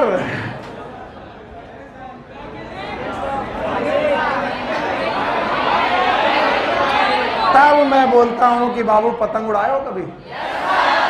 2 किलोमीटर लंबी पतंग उड़ रही है, और जो 2 किलोमीटर लंबी पतंग उड़ रही है उसका धागा 2 किलोमीटर लंबा होगा, लेकिन 10 सेंटीमीटर की चरखी में तुमने क्या किया? लपेट दिया।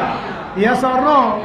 इसका मतलब डीएनए है 2.2 मीटर का, और वो कोशिका है 10⁻⁻6 मीटर की। कोशिका बहुत छोटी और डीएनए उसके हिसाब से बहुत बड़ा, फिर भी डीएनए कोशिका के अंदर घुसा कैसे? लपेटना कि सुपर लपेटना? कितनी फीलिंग आती है चरखी वाली है, 1.5 किलोमीटर धागा को लपेटा। यू नो व्हाट द चरखी? 2 तरीके से चलती है। बस जाके तो बोलते हैं यस, 2.2 मीटर का डीएनए हमारी सेल के अंदर घुसेगा, लेकिन ये नॉर्मली नहीं, क्वाइलिंग की super coiling, so it required super coiling. It is super लपेटना बोलते हैं इसे। और बोलते हैं सुपर क्वाइलिंग कैसी होगी, उसी को बोलते हैं पैकेजिंग, और वही मैं पढ़ाने आ रहा हूं।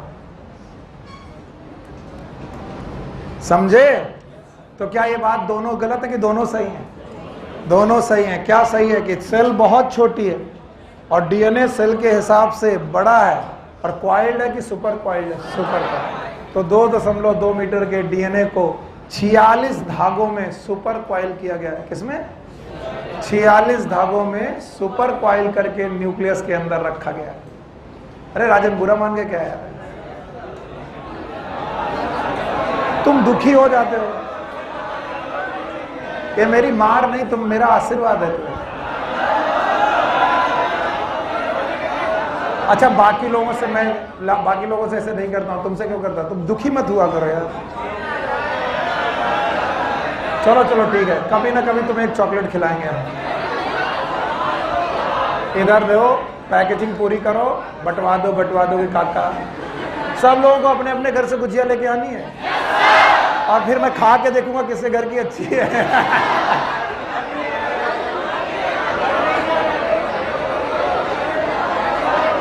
हाँ भाई। अच्छा, क्वाइलिंग की सुपर क्वाइलिंग? सो हम लोग सुपर क्वाइलिंग ऑफ डीएनए सीखने जा रहे हैं। बस थोड़ी देर और रुको, खत्म होता है टॉपिक, फिर हम लोग बैठ करके गाना गाएंगे, सुनेंगे, फिर घर चलेंगे। Okay, super coiling of DNA. तो यहां पर ऑफ मिसप्रिंटेड है। Super coiling of DNA. अब डीएनए की सुपर क्वाइलिंग 2 जगह पर आप देख सकते हो, क्योंकि कोशिकाएं 2 प्रकार की हैं। एक है प्रोकैरियोटिक,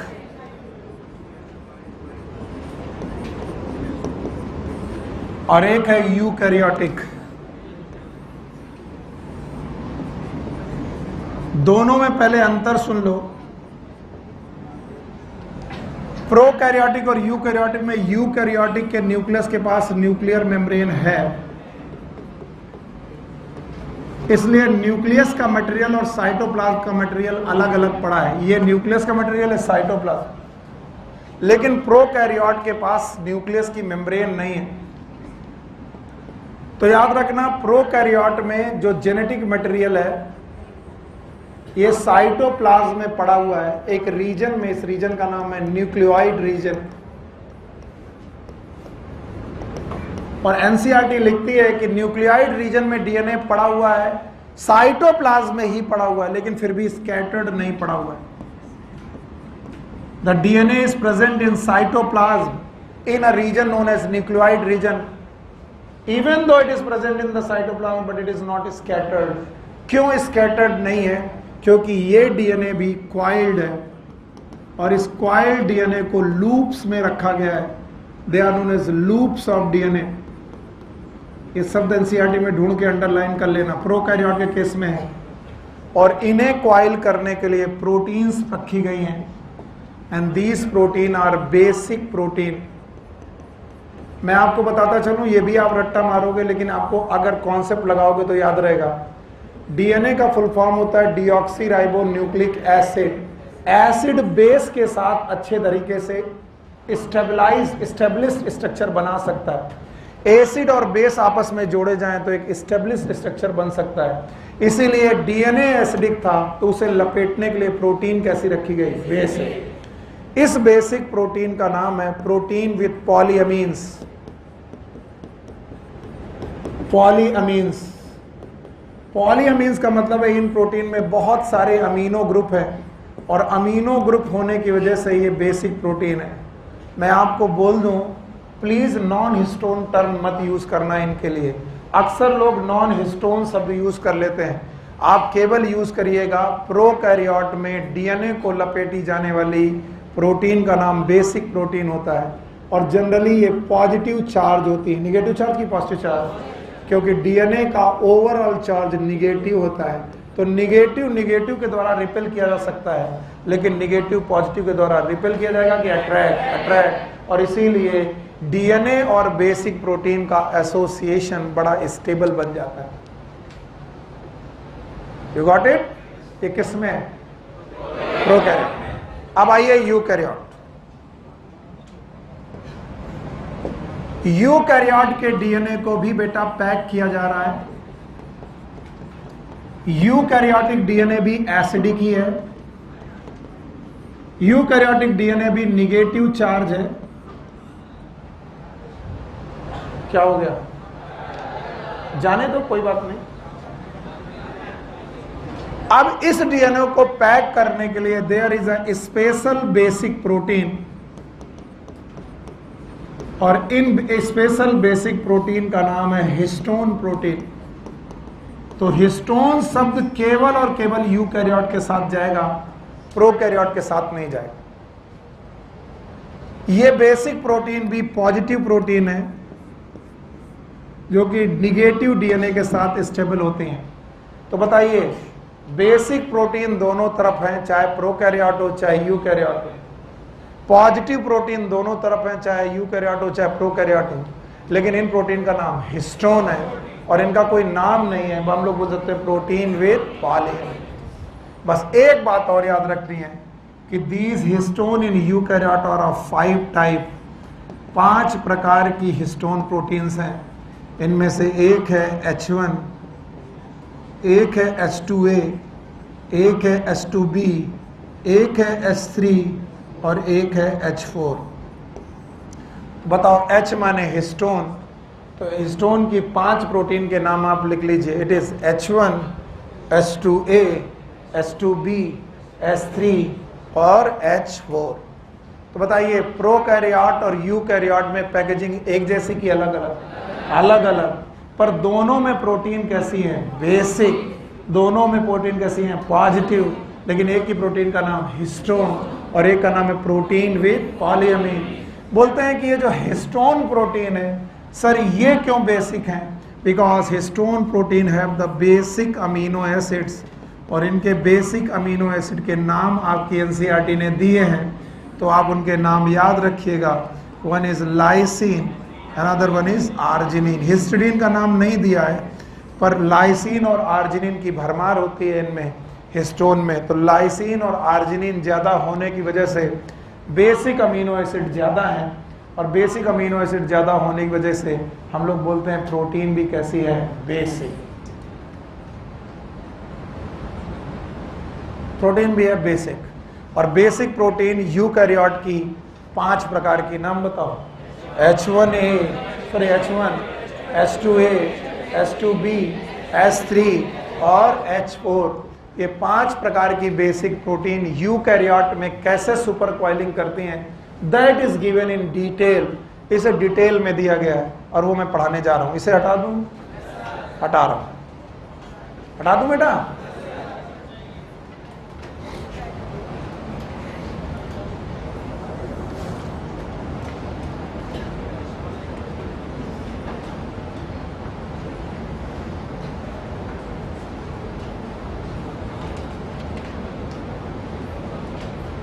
जब हो जाए बता देना।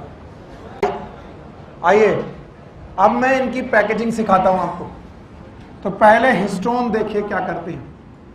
हिस्टोन के H2A का डाइमर, डाइमर का मतलब होता है दो मॉलिक्यूल, H2A का डाइमर, H2A का डाइमर, H2B का डाइमर,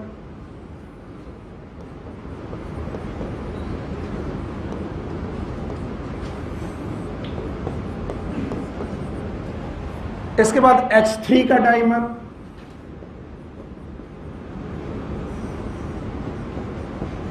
इसका बॉन्ड पीछे से एज्यूम करो, पीछे से H3 आपस में जुड़ा हुआ, और इसके बाद H4 का डाइमर। अब आप बताइए कौन सा वाला यूज नहीं हुआ? H1 यूज नहीं हुआ। तो H4 का डाइमर, H3 का डाइमर, H2A का डाइमर, H2B का डाइमर, एक बेटा डिस्क लाइक स्ट्रक्चर बनाते हैं। तो डाइमर 2, डाइमर 2 4, डाइमर 2 6 और डाइमर 2 8 हिस्टोन का ऑक्टामर बनता है। ये लाइन एनसीईआरटी में दी है। It is known as histone octamer disc.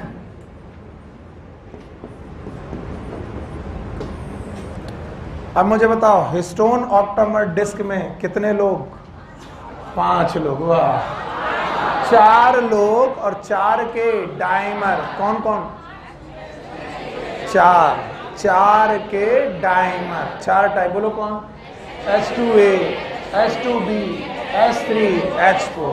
तो बताओ डाइमर डाइमर कितनी बार? 4 बार। तो टोटल डाइमर कितने हो गए? 4 और 4 दो नहीं 8 बेटा ऑक्टामर की एक डिस्क बनती है। अपनी अपनी एनसीईआरटी देखो, यही हरे कलर की डिस्क आपकी एनसीईआरटी में दिखाई गई है कि this disc is histone octamer disc.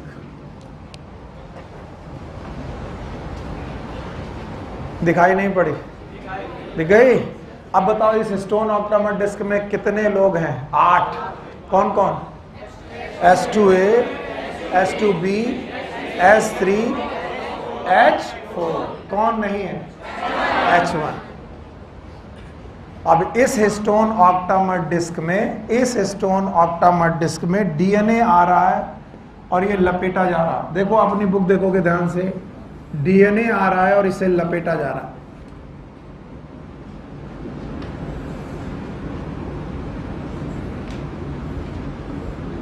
और लगभग 2 चक्कर मार रहा है, और ये 2 चक्कर मारने के बाद बाहर निकल रहा है, और बाहर निकालने के बाद इसे क्लिप किया जा रहा है। और जब क्लिप किया जा रहा है तो यहां पर एक और हिस्टोन है। बोलो कौन है? H1।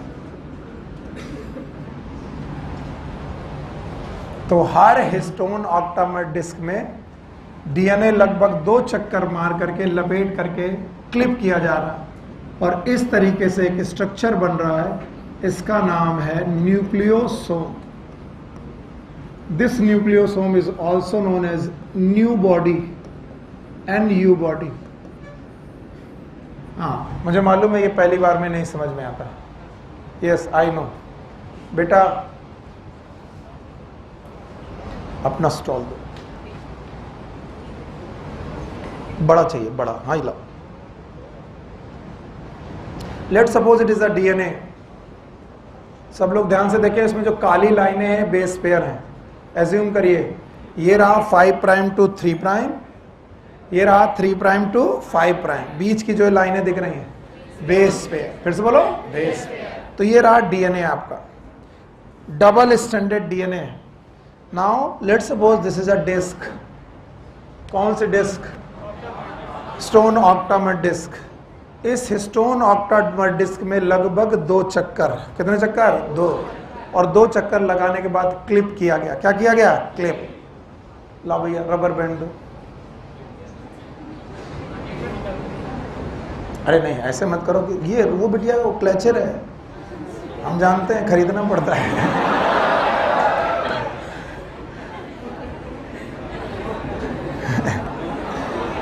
पहले नहीं जानते थे, अब सब जान गए।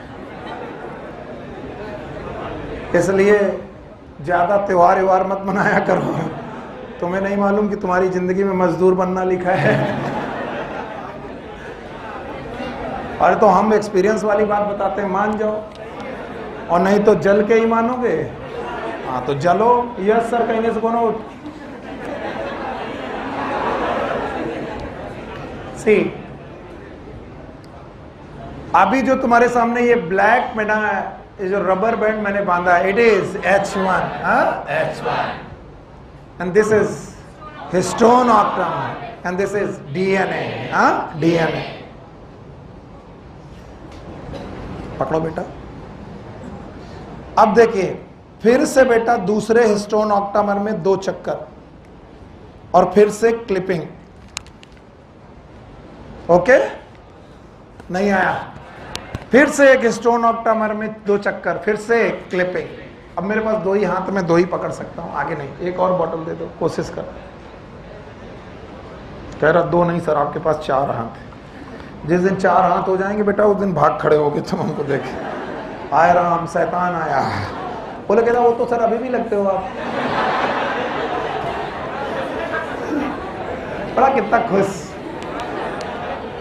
तो अब आपके सामने जो मैं बना रहा हूं, ये केवल आपके लिए है कि बताओ, यहां डीएनए लपेटा जा रहा है, कितने चक्कर? 2, और फिर क्लिप किया जा रहा है किससे? H1।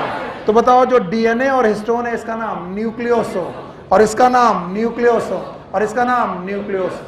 और ऐसे बेटा न्यूक्लियोसोम बनते जाएंगे। कितने बनते जाएंगे? जितने बेस पेयर, जितने। और पहले तो ये बताएं कि बेस पेयर कितने जरूरी होते हैं। एक न्यूक्लियोसोम में लगभग 200 base pair of DNA use हो जाते हैं। कितने? 200। चलो कैलकुलेट करो, हमारे पास कितने बेस पेयर है? पता नहीं सर। 6.6 × 10⁻⁹ बेस पेयर हैं। तो बताओ एक न्यूक्लियोसोम को बनाने के लिए कितने बेस पेयर? 200। तो टोटल कितने न्यूक्लियोसोम? 6.6 × 10⁹ बेस पेयर अपान 200। ये 200 का 0 हटा दो, यहाँ 10⁷।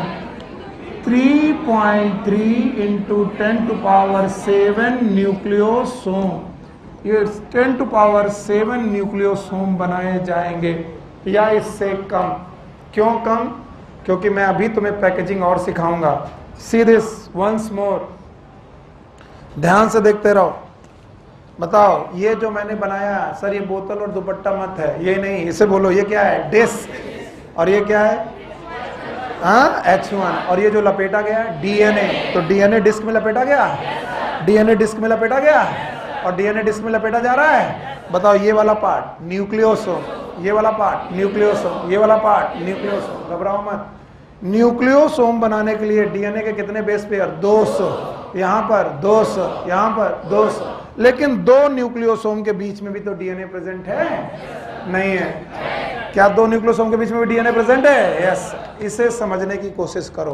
तो मैं थोड़ा लिखूंगा, फिर उसके बाद दोबारा बनाऊंगा। और अब मैं आपको बताऊंगा छोटे स्ट्रक्चर में कि मान लीजिए ये न्यूक्लियोसोम है, ये हिस्टोन है, ये हिस्टोन है, ये हिस्टोन है, ऐसे बहुत सारे हिस्टोन है। इन हिस्टोन में डीएनए लपेटा जा रहा है। सर जी डीएनए लपेटा जा रहा है, डीएनए लपेटा जा रहा है, लगभग हर बार 2 चक्कर लगाए जा रहे हैं, लपेटा जा रहा है। और लपेटने के बाद इसे स्टेबलाइज किया जा रहा है, स्टेबलाइज किया जा रहा है। स्टेबलाइज किया जाते वक्त ये रही H1, again this one is H1, again this one is H1, again this one is H1। ये रुकने वाला नहीं है, बहुत सारा है। तो सर आप मुझे बताइए कि ये जो आपके सामने स्ट्रक्चर आ रहा है, ये क्या है? सर यही स्ट्रक्चर है क्वाइलिंग, इसी को बोलते हैं क्वाइलिंग। आगे क्वाइलिंग होती जा रही है, जिसमें से ये बॉडी का नाम NU बॉडी, इसका नाम NU body. What is NU body? Nucleosome. अब इन न्यूक्लियोसोम के बीच में भी जो डीएनए बचा हुआ है, इसका नाम है लिंकर डीएनए। बोलो क्या नाम है? Linker DNA. जो 2 न्यूक्लियोसोम को आपस में लिंक करे उसे बोलते हैं लिंकर डीएनए। और इसीलिए H1 नाम की जो बेटा हिस्टोन है, it is known as linker histone. फिर से बोलो, लिंकर हिस्टोन। और इसीलिए बोलते हैं कि अगर एक न्यूक्लियोसोम को बनाने में 200 बेस पेयर यूज हो रहे हैं, इसका मतलब है हमारे 6.6 इंटू 10⁹ बेस पेयर में कितने बनेंगे? By 200 it is about 3.3 into 10⁷ nucleosome. एक और बात है कि जब आपका डीएनए पूरी तरीके से लपेटा जाएगा तो ये जो तुम्हारे लपेटे जाने के बाद ये जो न्यूक्लियोसोम है ये आपको छोटे छोटे मोतियों जैसे दिखेंगे, धागों में फंसे हुए मोती। और धागों में फंसे हुए मोती कहलाएंगे पर्ल ऑन स्ट्रिंग और the beads on string. Beads का मतलब होता है गांठें, तो पर्ल ऑन स्ट्रिंग्स या फिर beads on string. Beads on string का मतलब है इनमें गांठों जैसे स्ट्रक्चर दिखाई पड़ेंगे। और ये जो गांठ जैसे स्ट्रक्चर आपको दिखाई पड़ रहे हैं, नॉट जैसे स्ट्रक्चर दिखाई पड़ रहे, दे आर न्यूक्लियोसोम। इन्हें क्या बोलेंगे? न्यूक्लियोसोम या फिर न्यू बॉडी, न्यूक्लियोसोम बॉडी। और हर न्यूक्लियोसोम में लगभग कितने बेस पेयर यूज हो जाएंगे? 200 बेटा यूज हो जाएंगे। तो घबराओ मत और ध्यान से एक बार और देखने की कोशिश करो। चलिए, ये क्या बनाया मैंने? डिस्क। क्या बनाया? कौन सी डिस्क है? Histone octamer disc. I know कि ये डिस्क जैसा नहीं दिख रहा, लेकिन आपको एज्यूम करना पड़ेगा। बताइए इसमें क्या लपेटा गया? किसने स्टेबलाइज किया? H1। H1। अगेन मेरे पास एक और डिस्क आई, ये रही वो डिस्क। कितने चक्कर मारेगा? 2। और 2 चक्कर मारने के बाद इसे स्टेब्लिश किया जाएगा। अब बताओ, 2 ही से समझा रहा हूं, बताइए क्या ये डिस्क है? क्या ये डिस्क है? तो दोनों डिस्क के बीच में जो भी डीएनए बचा है, लिंकर डीएनए, और इसका H1, लिंकर H1। बोलो, लिंकर। लिंकर स्टोन है।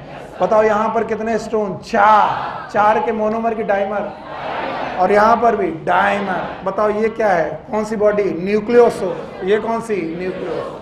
सर जी अभी एक क्वाइलिंग हुई है, क्वाइलिंग पे क्वाइलिंग होना, it is known as super coiling. अब सुनना, ये दोनों के दोनों न्यूक्लियोसोम एक दूसरे के रेस्पेक्ट में फिर से क्वाइल होंगे। नहीं आया? आया? प्लीज सोचो, नहीं तो गड़बड़ करोगे। मेरे पास 3D और तरीका नहीं। फिर से देखो, बताओ ये क्या है? बॉटल मत बोलना, ये क्या है? हिस्टोन। बताओ ये क्या है? व्हाइट वाला। ये क्या है? ये क्या है? बताओ डीएनए और हिस्टोन मिलकर ये क्या बना रहे हैं? न्यूक्लियोसोम। क्या बना रहे हैं? न्यूक्लियोसोम। क्या न्यूक्लियोसोम एक दूसरे के रेस्पेक्ट में और क्वाइल हो रहे हैं? यस। अब बताइए, इस वजह से न्यूक्लियोसोम की बॉडीज पास आती जा रही हैं। और बेटा क्या ये क्वाइलिंग के ऊपर क्वाइलिंग है? जगाते रहना उसे। इस तरीके से एक स्ट्रक्चर बनेगा, नाम कहलाएगा सोलेनॉइड। क्या कहलाएगा? सोलेनॉइड। मैं कोशिश करता हूं समझाने की कि सर न्यूक्लियोसोम फर्दर क्वाइल्ड होने लगे, न्यूक्लियोसोम फर्दर क्वाइल होने लगे एक दूसरे के रेस्पेक्ट में, तो यहां पर एक स्ट्रक्चर बनेगा, नाम है सोलेनॉइड। नहीं आया? मैं फिर कोशिश करूंगा, आपको सीखना ही है। वंस मोर, बताइए ये क्या है? हिस्टोन। फिर से बोलो, ये डीएनए है। डीएनए में हिस्टोन, आप डीएनए हिस्टोन में जाकर के लपेटा गया। कितने बार? 2 बार। कितने बार? इसे स्टेबलाइज किया गया। किसने स्टेबलाइज किया? लिंकर, H1 ने किया। इसका नाम न्यूक्लियोसोम, इसका नाम न्यूक्लियोसोम। दोनों न्यूक्लियोसोम आमने सामने हैं, ये दोनों एक दूसरे के रेस्पेक्ट में क्वाइल हुए। क्या नाम है? सोलेनॉइड। फिर से बोलो, सोलेनॉइड। तो जब सोलेनॉइड हो जाएगा तो जो तुम्हारे न्यूक्लियोसोम दूर दूर तक है वो पास पास आ जाएंगे। यस। नाउ अब तुमको ये सोलेनॉइड मानना पड़ेगा। अब जो ये तुमको मैंने डीएनए बताया था, इसको सोलेनॉइड मानना पड़ेगा। Now suppose it is a solenoid, it is अ, कैसे सर? बताओ, ये स्टोन है, यही देखोगे तभी आएगा। बोलो, ये स्टोन है, ये स्टोन है, ये क्या है? अब कर रहा हूं, क्या ये डीएनए है? 1 की 2? बताओ इसे लिंकर किया गया? 1 की 2? बताओ इसे लिंकर किया गया? अब बताओ दोनों आपस में न्यूक्लियोसोम बनाए। अब ये दोनों न्यूक्लियोसोम एक दूसरे के रेस्पेक्ट में कॉइल हुए। Now this is solenoid. तो क्या तो दो ही हैं कि बेटा सारे सारे तो सारे हिस्टोन पास पास आने लगे और तो एक स्ट्रक्चर बना जो न्यूक्लियोसोम के कॉइल होने से है, उसका नाम क्या होगा? सोलेनॉइड। फिर बोलो solenoid. Let's suppose it is a solenoid. क्या है ये? Solenoid. Now solenoid is going to coil itself. अगर आप लोगों को 3D कॉइलिंग आती है तो दिखाई पड़ेगा। Solenoid is going to coil itself. और जब सोलेनॉइड कॉइल होने लगा तो कहीं डेंस होने लगा, कहीं रेयर होने लगा, कहीं डेंस होने लगा और इस तरीके से एक 3D स्ट्रक्चर बना। कैसा? 3D। And it is known as chromatin. क्या जीवन में पहुंचे? यस में पहुंचे? G2 में पहुंचे? इसका नाम क्या है? क्रोमैटिन। फिर से बोलो क्रोमैटिन। आइए मैं आपको दिखाने की कोशिश कर रहा हूं कि अगर सोलेनॉइड फर्दर कॉइल होने लगे, बहुत ज्यादा कॉइल, फिर रेयर कॉइलिंग, फिर ज्यादा कॉइलिंग, फिर रेयर कॉइलिंग, इस तरीके से जो आपके सामने धागा आएगा, इस धागे का नाम है क्रोमैटिन। बोलो क्या नाम है? क्रोमैटिन।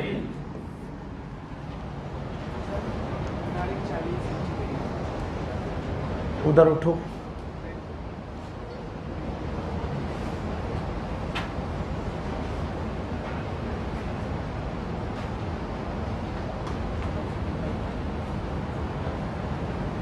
अब बताओ इन क्रोमैटिन में जो तुम्हें ये गांठें दिखाई पड़ रही हैं, ये क्या है?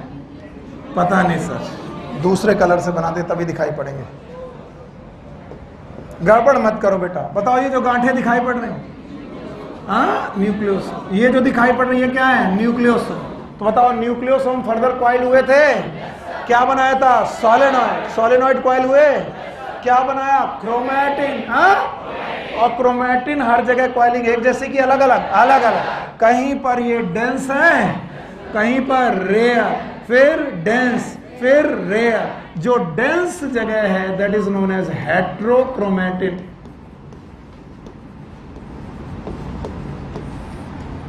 और ये डार्क कलर की है। और जो बेटा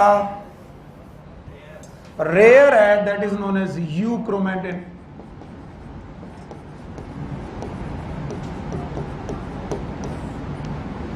एंड ये लाइट कलर की है।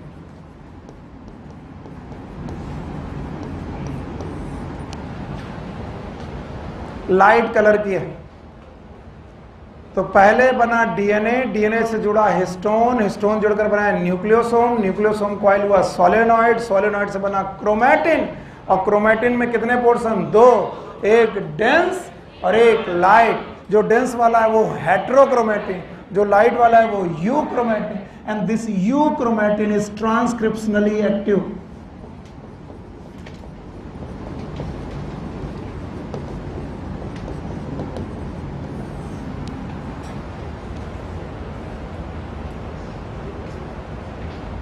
हम जान गए तुम्हें कितना आ रहा। चलो ऊपर देखो, यहां देखो, सब लकीर के फकीर बने। बताओ ये क्या है? सर ये क्या है? बोलो। पता नहीं सर क्या है, आप क्या बना रहे हो? अभी अभी मैंने डबल हेलिकल मॉडल पढ़ाया था, सिंगल हेलिक्स की डबल। तो बताओ जो अभी बनाया ये क्या है? डीएनए है कि हिस्टोन है? बोलना पड़ेगा। क्या है? डीएनए। एक चेन की दो चेन, 5 प्राइम टू 3 प्राइम है, 3 प्राइम टू 5 प्राइम है। अब बताओ ये जो बनाया ये क्या है? हिस्टोन। मोनोमर की ऑक्टामर? ये क्या है? हिस्टोन। मोनोमर की ऑक्टामर? अब लिखो ये क्या है? डीएनए। ये क्या है? हिस्टोन। चलो ये दोनों अभी साथ साथ है कि अलग अलग? अलग अलग। अब इनको साइड कर दो। अब आगे आओ, ये रहे ऑक्टामर, ऑक्टामर, ऑक्टामर, बहुत सारे ऑक्टामर बन रहे हैं। अब बताइए इनमें क्या जोड़ूं? डीएनए। सिंगल स्ट्रैंड की डबल स्ट्रैंड डीएनए जोड़ूं? और बताओ एक चक्कर की दो चक्कर? दो चक्कर मारे, दो चक्कर। और इन्हें स्टेबलाइज कराऊं? किससे स्टेबलाइज कराऊं? H1। किससे H1, किससे H1, किससे H1। अब बताओ इस बॉडी का नाम क्या नाम? न्यूक्लियोसोम है। अब ये न्यूक्लियोसोम फर्दर कॉइल होने लगे। बताइए न्यूक्लियोसोम फर्दर कॉइल होने लगे, और जो फर्दर कॉइल होने लगे इसका नाम सोलेनॉइड। क्या ये सोलेनॉइड है? तो आप मुझे यही बोलते जाओगे तो अभी तो मेरे को हिम्मत बनेगी। बोलो पहले क्या था? डीएनए, फिर क्या था? हिस्टोन, दोनों जुड़े क्या बना? न्यूक्लियोसोम। बताओ ये H1 है? क्या ये लिंकर है? दूर दूर है और कॉइल हुए, क्या बना? सोलेनॉइड। सोलेनॉइड पूरी बॉडी है। अब यही सोलेनॉइड फर्दर कॉइल हुआ, कहीं कहीं पर डेंस है और कहीं कहीं लाइट है, कहीं कहीं डेंस है और कहीं कहीं लाइट। बताओ ये थ्रेड है। तो ये जो थ्रेड है, इन थ्रेड का नाम बताओ क्या है? क्रोमैटिन। क्रोमैटिन। ऐसे 46 धागे हैं मेरे पास। कितने धागे? 46। कितने धागे हैं? 46। और हर धागे में एक डार्क और लाइट पोर्शन है। डार्क पोर्शन का नाम हेट्रोक्रोमैटिन। पूरा नहीं लिखूंगा, याद रखा। बोलो क्या? हेट्रोक्रोमैटिन। और ये वाला यूक्रोमैटिन। तो जो डार्क कलर और जो लाइट कलर, तो बताओ क्रोमैटिन में एक रीजन की दो रीजन? दो रीजन। क्या ये ऑल्टरनेट कर रहे हैं? अब ये पूरे धागे कितने हैं मेरे पास? 46। और ये धागे किस स्टेज में है? G1 S G2, G1 S और G2। और क्या यहाँ डीएनए का रेप्लिकेशन और ट्रांसक्रिप्शन हो रहा है? डिवीजन हो रहा है, ट्रांसक्रिप्शन हो रहा है। इसका मतलब ट्रांसक्रिप्शन बेटा क्रोमैटिन से ही हो रहा होगा, या तो हेट्रो से या तो यू से। तो जो इसका यू क्रोमैटिन पोर्शन है, कौन सा? एक्टिव की इनएक्टिव? एक्टिव। किस बात के लिए active? Transcription. What is transcription? DNA से आरएनए बनना। तो डीएनए से आरएनए बनना हेट्रो से होगा कि नहीं होगा? यू से होगा।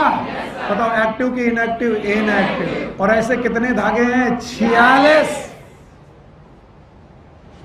और अगर कोशिका G1 S G2 में पड़ी रहे तो कभी क्रोमोसोम बनने की जरूरत नहीं है। नहीं है जरूरत क्रोमोसोम बनने की। लेकिन कोशिका G1 S G2 को पार करते हुए प्रोफेज में जाएगी, फिर मेटाफेज में। और लोग बोलते हैं मेटाफेज में क्रोमोसोम का अवतार होता है। और क्रोमोसोम कितने बनते हैं? 46। यानी यही 46 धागे। जीशान बेटा अपने अगल बगल बात मत होने दो, मेहनत की जा रही कि आपको समझ में आ जाए। यही 46 धागे 46 क्रोमोसोम बनाते। और कैसे बनाते हैं आप देख लो। मान लो ये अब क्रोमैटिन है, जिसको मैंने कभी डीएनए माना था, फिर उसको सोलेनॉइड माना था, अब इसको मानना हो क्रोमैटिन। बोलो क्या नाम?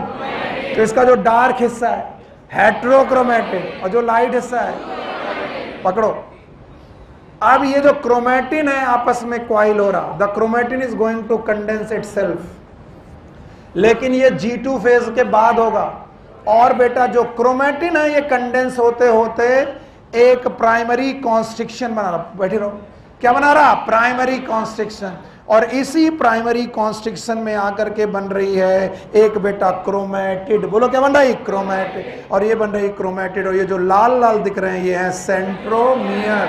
और ये क्या है? क्रोमोसोम। नहीं आया? अभी नहीं आया? तो बताओ सिंगल क्रोमोसोम भी हो, 46 में 23 क्रोमोसोम भी हो, हर 23 क्रोमोसोम को ढूंढोगे तो उसमें मिलेगा क्रोमैटिड। बोलो क्या? क्रोमैटिड। क्रोमैटिड में क्या मिलेगा? क्रोमैटिन। फिर से बोलो। क्रोमैटिन में क्या मिलेगा? सोलेनॉइड। सोलेनॉइड में क्या मिलेगा?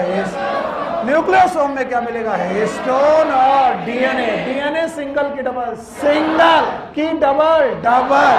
तो कई बार बच्चे बोलते हैं सर हैप्लॉइड होना तो सिंगल स्टैंडर्ड होना है, तो मेरे को मन करता कि थप्पड़ मार दे। हैप्लॉइड होना मतलब 46 क्रोमोसोम होना कि 23? और 23 क्रोमोसोम में हर क्रोमोसोम में डीएनए सिंगल की डबल? डबल। आधे से ज्यादा बच्चों को लगता है हैप्लॉइड का मतलब हो गया single standard DNA.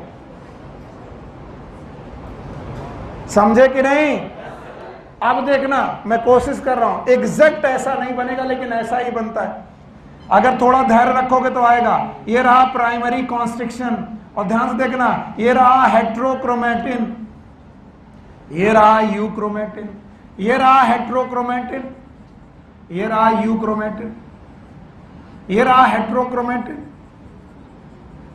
Euchromatin, heterochromatin, euchromatin, then again heterochromatin. तुम्हें मालूम है मैं कहां जा रहा हूं? Heterochromatin, euchromatin, heterochromatin, euchromatin, heterochromatin, euchromatin, heterochromatin, heterochromatin, euchromatin, heterochromatin. अगर मैं देख रहा हूं तो आप इसको बताओ ये क्या है? क्रोमोसोम। नहीं है? अब अगर मैं क्रोमोसोम की ऊन उधेड़ने लगूं तो ये क्रोमोसोम के जो स्ट्रक्चर हैं इतने हॉलो नहीं होते, मैंने एग्जैक्ट वैसे नहीं बनाए। इनका नाम है क्रोमैटिड। बोलो क्या नाम है? और क्रोमैटिड में ये क्या है? सेंट्रोमियर। फिर से बोलो, सेंट्रो। और भाई साहब पूरे भाई साहब का नाम क्या है? क्रोमोसोम। तो 46 धागे कितने क्रोमोसोम बन गए? 46। और अगर मैं ये ऊन उधेड़ना चालू करूं तो पहले क्या खुलेगी? क्रोमैटिड। बोलो, टिड है ये, क्रोमैटिड। और क्रोमैटिड की ऊन खुलेगी तो फिर क्या खुलेगा? क्रोमैटिन। अगर क्रोमैटिन को खोलो तो क्या मिलेगा? न्यूक्लियोसोम। न्यूक्लियोसोम को खोलूंगा तो डीएनए अलग, हिस्टोन अलग। नहीं है? तो बताओ हमारा डीएनए ही आगे चल के क्या बनाता है? क्रोमोसोम। नहीं आया? आया? तो कितना? 46 है। ऐसा। अब बताओ कैसे चलोगे? डीएनए हिस्टोन मिलकर के क्वाइलिंग करेंगे, क्या बनाएंगे? न्यूक्लियोसोम। न्यूक्लियोसोम क्वाइल करेंगे, क्या बनाएंगे? सोलेनॉइड। सोलेनॉइड क्वाइल करेंगे, क्या बनाएंगे? क्रोमैटिन। क्रोमैटिन में कितने पोर्शन? 2। एक कौन? Heterochromatin, euchromatin, heterochromatin, euchromatin. और बेटा ये जो यूक्रोमैटिन होंगे फर्दर क्वाइल करेंगे, एक कॉन्स्ट्रिक्शन बनाएंगे, नाम बताओ? सेंट्रोमियर। सेंट्रोमियर में ये क्या है? क्रोमैटिड। तो बताओ 46 धागे कितने क्रोमोसोम? 46 क्रोमोसोम बनाएंगे। यस और नो? आप ध्यान से सुनो, अंशिका आपका क्वेश्चन था इसलिए ध्यान से सुनना। आपने क्वेश्चन मुझसे पूछा कि सर जब हम क्रोमैटिन से क्रोमोसोम की तरफ जाएंगे तो क्या हमें कुछ और सेट ऑफ प्रोटीन की जरूरत मिलेगी? Yes sir, we need some other protein and these protein are known as non histone protein. बोलो क्या? Non histone protein. अपनी एनसीईआरटी पलट कर देखो तो उसमें लिखा होगा NHC। क्या लिखा है? NHC, non histone chromosomal protein.